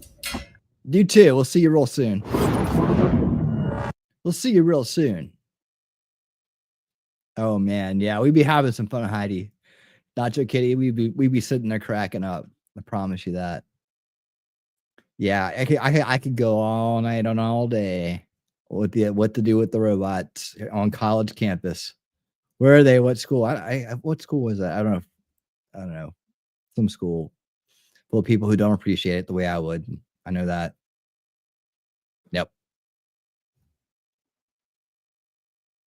I'm thinking of too many things right now. Okay, so the next one is and this might be the last one of the evening before we get to funny videos, which is coming up next. Yeah, we're sliding sideways of funny videos as usual. Intelligent flight. So, talk about drones. I just want to kind of throw a little bit of DJI is like number one personal drone people in the world, right? I think number one. It would be a good time. I trust me on that. So anyways, DJI puts out the latest badass shit, right? So I thought it'd be good. So I saw this, and I just do it on the list. I was like, let's check out what the latest and greatest is. The Age of Intelligent Flight, the 4 Series Matrix by DJI, the brilliant drone company from China. Let's check it out here. Lightweight and powerful, always ready to take action. When critical moments arise, being the first to respond makes all the difference. Introducing the next generation of compact flagship drones, DJI Matrice 4 Series. Whoa. Experience exceptional camera performance, powerful onboard computing, and advanced sensing features, all in a compact and portable design. In case of emergencies, the Matrice 4 Series can respond quickly, allowing for extended aerial searches, fast battery max fly swaps, time, and rapid takeoffs within 15 I'm seconds. shouting over this guy. All right, hold on. Equipped with AI computing capabilities, AI it can computing? automatically detect vehicles, vessels, and subjects. This is a car. An advanced laser rangefinder Fire! provides real-time pinpoint and measurements of lines or surfaces. DJI Flight Hub 2 offers live overviews of searched areas and facilitates remote flight control, enhancing team collaboration. The O4 Enterprise Video Transmission provides reliable connectivity. Paired with the DRTK3 signal relay in Otter, areas what's with up? signal What's up? obstructions, What's up? How you you doing? can maintain stable and clear video feeds. The Matrice 4T excels in nighttime operations. Follow its me. advanced computing power enhances thermal imaging, delivering ultra-high resolution infrared visuals. I want it. Connect the AL1 spotlight in tandem with the gimbal. Oh yeah, okay. So look, yeah, these aren't flying around New Jersey. Go on. Ultra-high resolution infrared visuals. Connect some extra lights to fuck with your friend. AL1 spotlight. There you go. In tandem with the gimbal. Take me to your leader. Take me to your leader. Along with the AS1 real-time voice speaker for search and rescue missions. Go away. The Matrice 4 Series open computing power facilitates object model training such as animal detection for wildlife conservation. See, look, that's what I'm talking about. You keep coyotes off your property with this thing. We're doing good, sir. In addition to Frank, full-color night scene mode, the black and white mode can utilize the NIR light for clear images in dark environments. There's where I put the drugs. Increased detail, smart low-light photo is available. During power grid inspections, the Matrice 4 series That's a good combines idea. Let's safety fly 'em and next to power efficiency. lines. Its medium telecamera can capture extreme details of meters and dials from a safe distance. Advanced sensing right up capabilities next to it? assists in bypassing obstacles in complex environments, guaranteeing safe operations. This is like, is this for like everybody, everyday use, or do you got to buy one of these for your company, man? I wonder how much this sucker costs. I mean, the little handheld DJI, the Follow Me model, for like, you know, personal use is like $300. In urban areas, the DJI Cellular Dongle 2 provides stable signals for uninterrupted performance. I saw a drone. It's fun spine. Inspect bridges even if GNSS signals are blocked.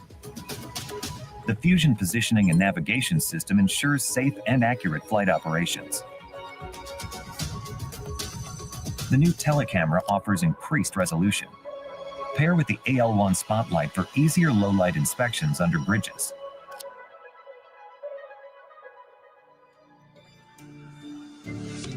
The Matrice 4E redefines mapping efficiency. These are the expensive ones, right, Frank?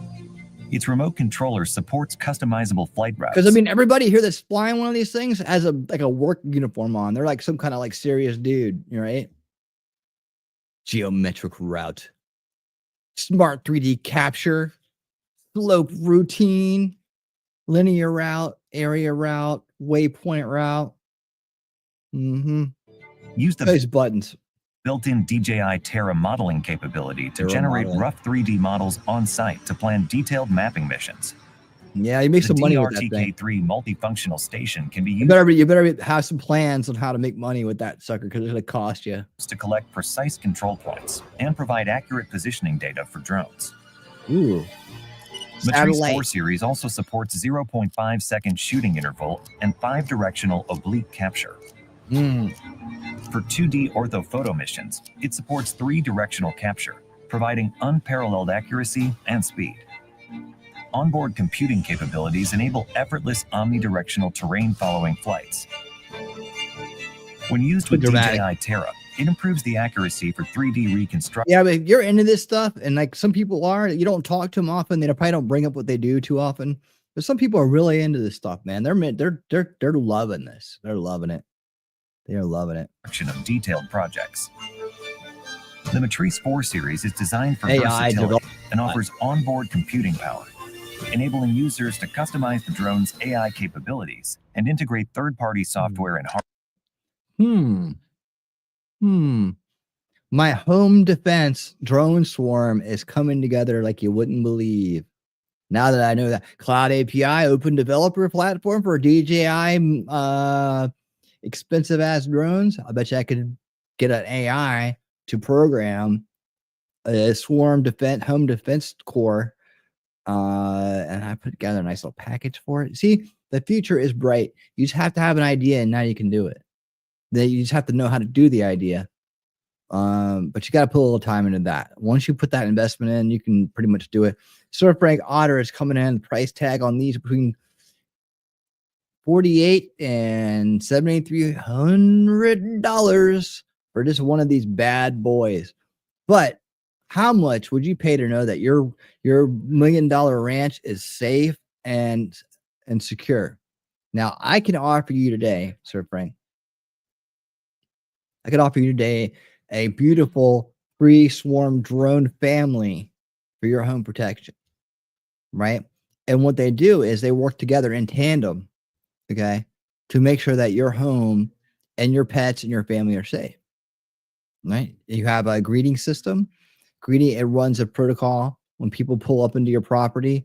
It greets them, lets them know that they are being watched, and gives you the ability to actually communicate with them, hundreds and hundreds of yards from your front door before they even get there. Sorry, no thanks. We're not going to, we don't want to hear about Hare Krishna, right? Or at night when your pets are out, right? It runs a routine where it can sit on your roof and detect if there's any kind of like coyotes in the area, and they will swarm down and run the coyotes off, right? And alert you to the fact that your pets are in danger. How much would you pay for something like that, Frank? I would say that the life of your precious cat is you can't put a value on that. You can't put a value on that. And not to mention peace of mind when you're out of town. Like, who's watching your $1 million, 5-acre beautiful property that you've invested your life and blood and heart into, and keeping it away from these woke communist bastards who want to break it and take everything and squat in it? Huh? The winning drone swarm will take care of that for you. It's the Beyond the Winning team. Get yourself a drone swarm today.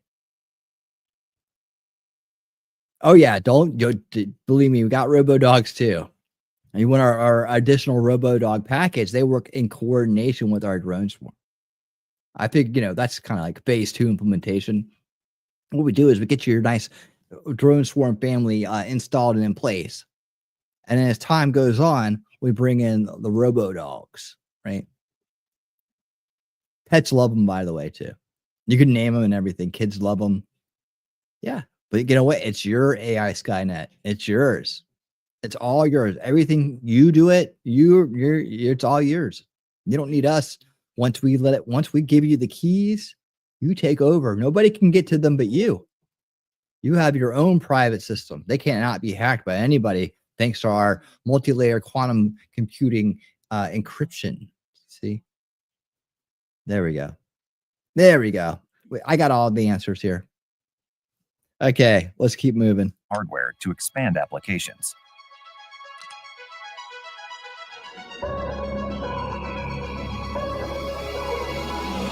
With the DJI Matrice 4 series, you can accurately capture the world using smart 3D capture.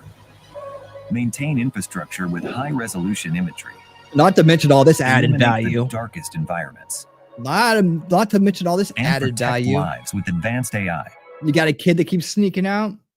Put a drone on it. Fly into the new age of intelligence. That's right, ladies and gentlemen. These are the cool things that are coming in the future that you have to have, and I need to get. All right. Yeah, we're good. Okay, we're good. That's cool things, y'all. That's cool things. I hope you enjoyed cool things tonight. Cool things is a cool segment where everything is cool because it's spelled with a C. That's really cool, not fake cool. And you know what? It gives us something to look forward to, doesn't it? Kind of like looking forward to,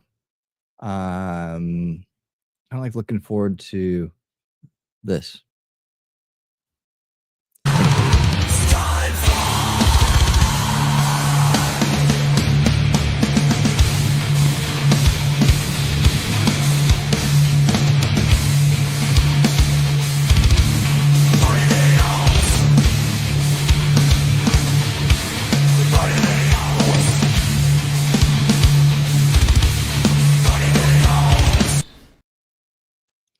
Plenty of videos, laggy The job market videos. can be competitive in today's world, which makes it even more important for applicants to showcase unique and useful skills they possess that can set them apart from other candidates. The Babylon Bee has surveyed a pool of Gen Zers to compile the following list of the most useful skills they include on their job applications. Number 1, knows what skibbity toilet is.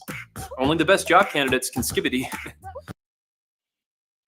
Oh, that's so true, isn't it? That is so true. Only the best do. And you got to do that, don't you?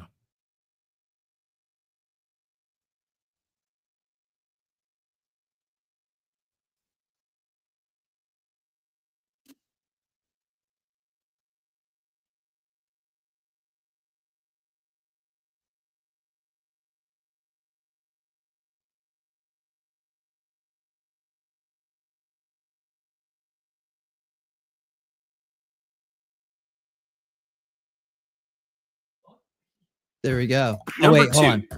on. Sorry, dude. Sorry. I meant to do this. I was like, I totally did this wrong. Thank you for pointing this out to me because I may not have figured it out. I thought I had done something. And,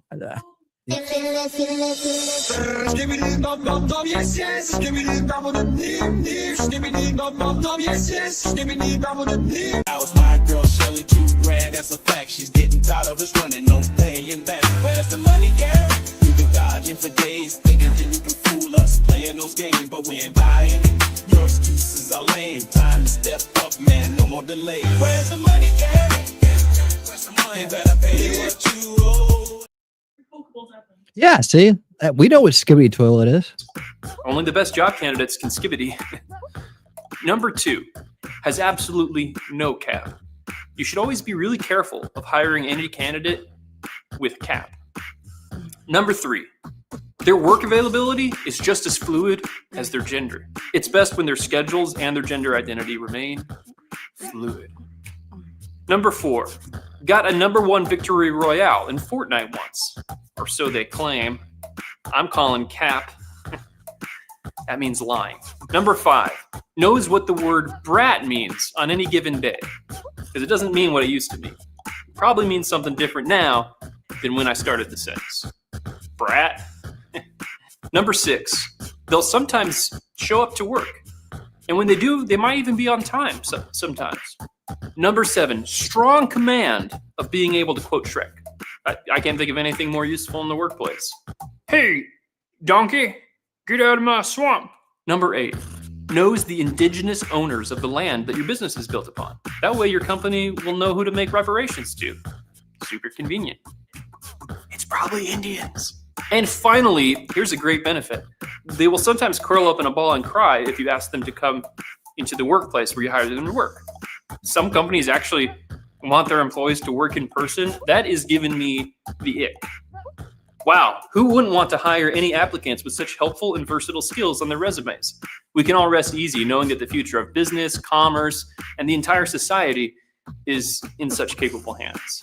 They got Riz. No mentee bees here. That's right.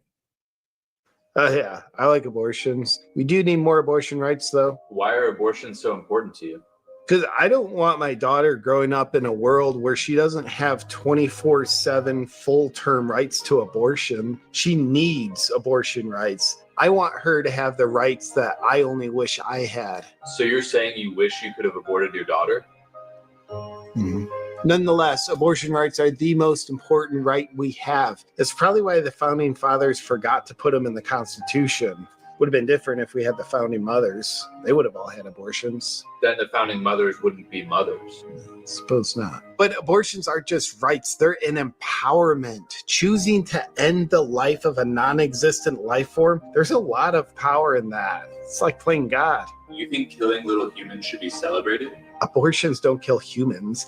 They kill embryos, fetuses, and babies. They're not fully formed life forms, therefore they're not alive, so they're not humans. Technically, you're not even killing anything because there's no life to end. It's not killing, it's abortion.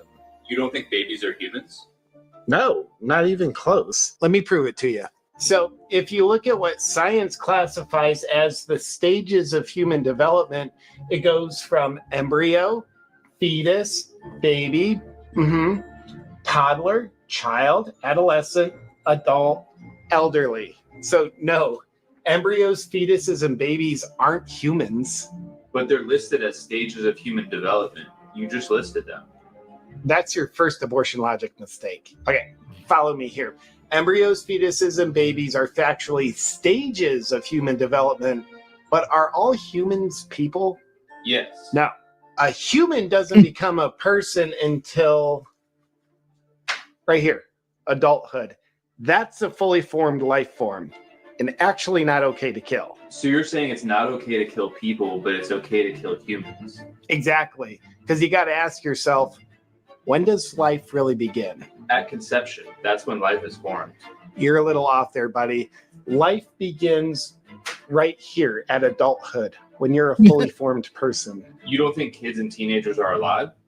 No, they're basically just enlarged babies, therefore not alive. Not fully formed. Life hasn't started yet. Therefore, okay to abort up until that point. You think it's okay to abort someone up until they're 18? Oh, yeah. Yeah, not a fully formed person. Life hasn't begun yet. Therefore, you're not killing anything. So it's not just okay. It should be celebrated. So as you can clearly see by my abortion logic, abortion rights should be expanded to give women the right to abort up until the point where life is fully formed, therefore life has begun. You're dealing with a person, which is here. That doesn't make any sense. Hey, I'm just using my own logic here, and if you don't know how to make that make sense, that's on you. So the only stages of development where you don't think it's okay to abort someone are adults and the elderly? I'm glad you brought up the elderly, because when thinking with abortion logic, you realize, well, the elderly, they're losing height, body mass, the mind starts to decline. That's not really a fully formed life anymore now, is it? I don't like where you're going. That's with what this. comes And next. therefore, not a fully formed person, okay to abort. You kind of sound like a Hitler, but for babies. Well, to quote the great Kanye, Hitler actually Okay, had we're some. done here. Does this all make sense to you? Well, there's no question. Things are heating up.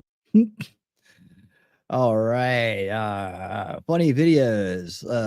Expedited edition tonight.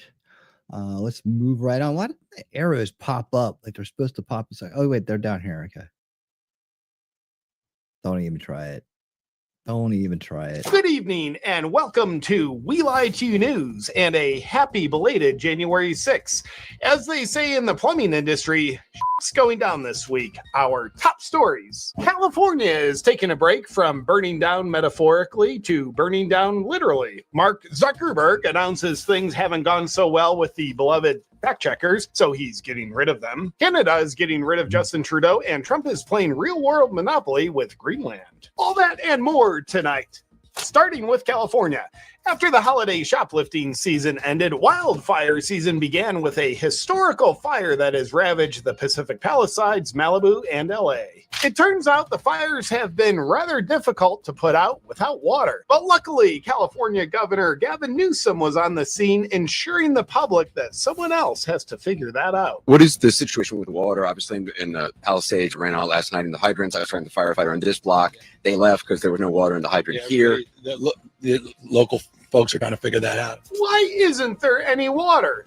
Well, let's throw it back to a video of Newsom proudly announcing the largest dam removal project in history in order to save a few fish. Largest dam removal project in U.S. history. Nice. What could go wrong with that?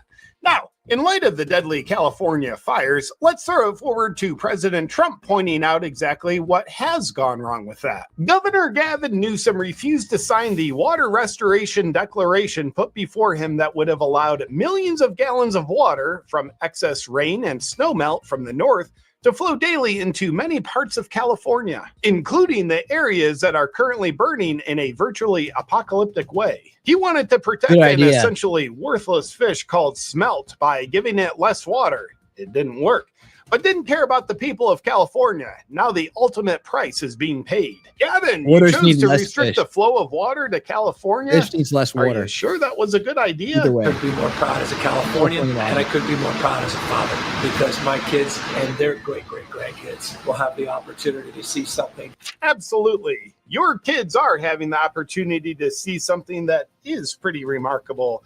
Their state burning down without much water to put it out. Hey, Nigel, can you pull up some science on how water isn't proven to be an effective method for putting out fires and maybe how it's kind of dangerous? I want to position water as an ivermectin to fire. As we see Governor Newsom always busy fighting climate change, shouldn't we be led to believe that these fires are simply a result of deadly climate change? Yeah, yes. absolutely. Here's the proof. We're giving billions and billions of dollars for forest fires in California. There's no reason for those fires to be like they are. They're leaving them dirty. It's a disgraceful thing. Old trees are sitting there rotting and dry. And instead of cleaning it up, they don't touch them. They leave them. And we end up with these massive fires that we're paying hundreds of billions of dollars for to fix. And the destruction is incredible. So I think California ought to get their act together and clean up their forests and manage their forests, because it's disgraceful. What's happening should never happen. Well, that doesn't sound like proof, but luckily for California residents, Gavin Newsom prevents the flow of water and ignores taking practical action that would prevent devastating wildfires in favor of taking massive action against climate change. It's just like if a home intruder breaks into your house and wants to hurt your family. The best action you can take is to protect your family by fighting off an imaginary friend during the home invasion. We'd all like to thank Gavin Newsom for his dedication to serving California. And we'd like to condemn President Trump for calling for an insurrection in that clip where he's laying out the simple method needed to prevent wildfires. America is no place for that kind of extremism. That's the latest on the California wildfires. In other news this week, on January 6th, poetically enough, Kamala Harris became the first woman to certify her own election loss. Congrats to her. Moving along. Trump Force One landed in Greenland on a little bit of a scouting mission this week. Why? President Trump is very interested in acquiring Greenland. Upon his announced intentions, many Americans have been not even taken that aback green. by this news as they're surprised to learn that Greenland is a place. But why does President Trump want Greenland to become part of America? Well, we need Greenland for national security purposes. Well, there you have it. As Trump apparently doesn't like the board game version of Monopoly, he also announced another move. Changing the name of the Gulf of Mexico to the Gulf of America. That kind of thing happens from a guy who puts America and golf above all else. Moving along. Justin Trudeau resigns as Canadian Prime Minister, effective once the next Prime Minister is chosen. Look for Trudeau to do as much damage as possible on the way out. But how will Canadians fare without a Prime Minister who is out to disarm them and freeze their bank accounts for speaking out against him when he wants to force vaccinate them? And will they be okay without a prime minister who has demanded life in prison for speech crimes and called for the incarceration for crimes that haven't been committed, but his government thinks they will be committed? Well, I Trudeauly don't know, but I fear that Canada could fall into the arms of tyranny without Trudeau. Please keep Canada in your prayers. Unless you're in Canada in public, because Trudeau made praying in public an arrestable offense. And our final story tonight, the always likable Mark Zuckerberg announced some interesting changes for Facebook and Instagram, including getting rid of fact checkers. Take a look. The recent elections also feel like a cultural tipping point towards once again prioritizing speech. So we're going to get back to our roots and focus on reducing mistakes, simplifying our policies, and restoring free expression on our platforms. More specifically, here's what we're going to do. First, we're going to get rid of fact checkers and replace them with community notes, similar to X. Zuckerberg then went on for another 5 minutes outlining more changes in that rather riveting video where he read off a teleprompter while doing an impression of a severely autistic patient, which was rather well performed, by the way. The gist of the changes is that fact checkers will be flushed down the toilet where they belong, and Facebook and Instagram won't be censoring conservatives anymore, as Zuckerberg will no longer be taking orders from the Biden administration. In the moment of the week, President Trump was asked a rather interesting question about Zuckerberg's changes. Take a look. Do you think he's directly responding to the threats that you have made to him in the past? Probably. Yeah, probably. That's pretty good. These changes have many conservatives praising Zuckerberg, believing he's legitimately become a more based person.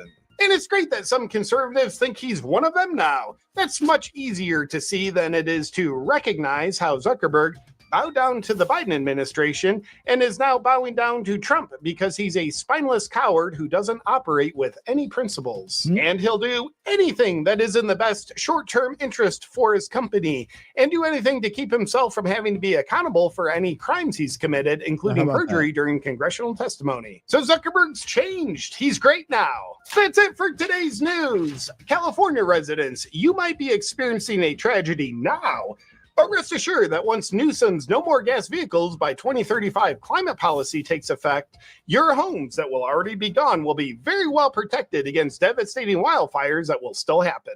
Good night. Indeed.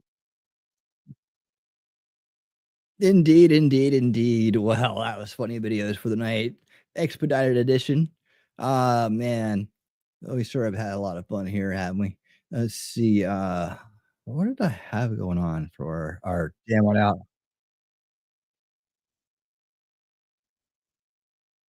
I wish the sound was better on that one. We're gonna go back to some more, the other half of that. Yeah, that's what we're gonna do. I got it all ready for you. We're gonna go back and listen to the other half of that Frog Wings song with John Popper sitting in with Jimmy Herring, Derek Trucks, O'Teal Burbridge, Butch Trucks. That's Derek's uncle, by the way. Kofi Burbridge, God rest his soul, and who else is there? So, Quinones, the percussionist. Yes, the Allman Brothers. Yes, indeed. The short-lived band Frog Wings was a side project between many great and talented musicians, many of which I can tell you firsthand are awesome people. That was for funny videos, which I never changed the banner to because I just don't do it sometimes, just to keep you guys on your toes. That's what we do it for. And anyways, we're going to jam on out of here with a little bit more Frog Wings for you. A band that should have been, just played everywhere. They're phenomenal, but was a side project. Not many people get to see. Blue Lantern, what's up? I worked with this 25-year-old kid. He truly wants what's best for the world, but he is so brainwashed by government propaganda. Plant the seeds and walk them towards the truth little by little. Little by little. I know. That's right in that really, really bold kind of like you feel like you got to do something in age. But, it's little seeds, man, little seeds. History teaches best. It's tough. And then also just realize at that age too, they're not 30 yet. And so you got a little bit of a time, a little bit of walk to 30. 30 is a big dot connecting phase for human beings, right? You guys all remember that, right? It didn't seem like between 27 and 30, all of a sudden you're like, what the? And then you realize 30 isn't really old, but you thought it was really old when you're in your 20s. You're like, God, 30, Jesus, then you're old, right? But yeah, just so you plant the seeds best you can in the 20s. The really bright ones, the ones that had really base parents or easier, they come around. They never got involved with in the first place. But the ones that are completely bought into the establishment narrative, you just plant the seeds as best you can. And so when they hit that phase around 27, 28, 29, 30, 20, around there, they'll start connecting these dots. By the time they're 30, hopefully they'll be on the right track, at least better. And improving America as well, making America great again, healthy again, things like that are important. And maybe that'll help a lot too. When people realize that the government's been willingly poisoning their water and their food, that's kind of a wake-up call, a little bit. National tragedies like wildfires and the reasons why the wildfires are happening. We don't know if it's climate change, but we can certainly know that if the government had cleaned up the floor and had water in the hydrants, things would have not been the way they were, right? And the people have been warning about these fires for years. Little seeds like that are down, right? That helps. He's fully sided in the tribal way with the government propaganda too. Well, yeah, and a book like Government like Propaganda helps learn that too. Not everybody is privy to media studies education. That's why I think we need to put it in elementary school and not college. See, most people get media studies in college, right? By then it's almost too late. It's practically too late. These days it's definitely too late. By then they're just gonna twist it around to something else. That's why we need to do media studies before kids get on media. Doesn't that make sense? To actually teach them about media and how it works and how production works before they actually get involved in it and get manipulated by it. Who'd have thunk it, right? But anyways, it is about that time to be heading on down the dusty trail. Guys, thank you so much for being here. Blue Lantern, I hope that helped out a lot. And thank you for coming to the show so much recently. I appreciate you. And I hope to see you real soon. Like I said, tomorrow's a crapshoot in terms of whether or not we're going to do the old school watch party Sundays. I'd probably not. Depends. It just depends. It's like, we'll say it's like 30, 70. I don't know. I don't like rushing it. And then if we watch a full football game, and then we got to watch a documentary and a movie. And especially if we don't win, I'm not going to feel like talking to anybody. So, but I don't think we will. I think we're going to come out victorious and move on down the road. Like we're going to move on down the road right now. So enjoy this fine group of musicians, some of the finest you'll ever see. in your lifetime, all together on one stage, wrapping up this beautiful song. And get on it. We're gonna get on out of here, and I will see you next time for sure. I will see you next time for sure. And until that time, everyone out there, please stay based and keep on.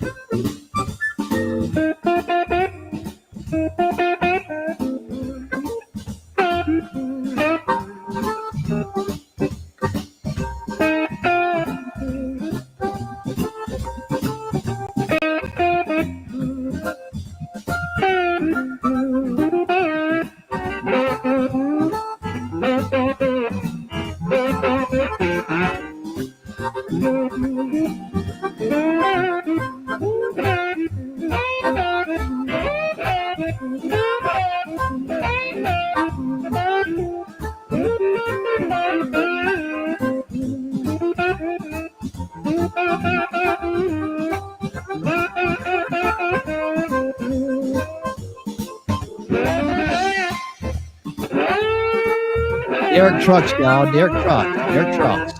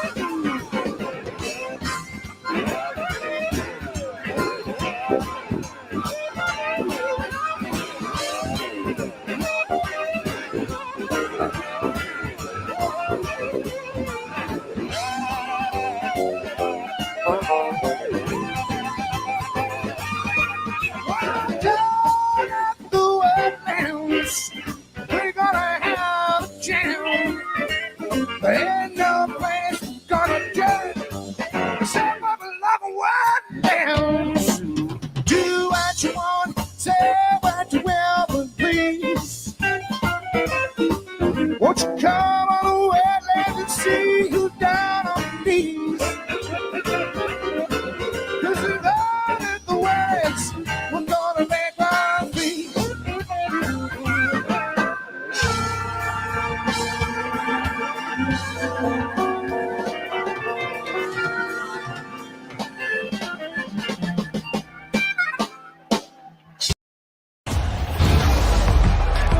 This is a friendship that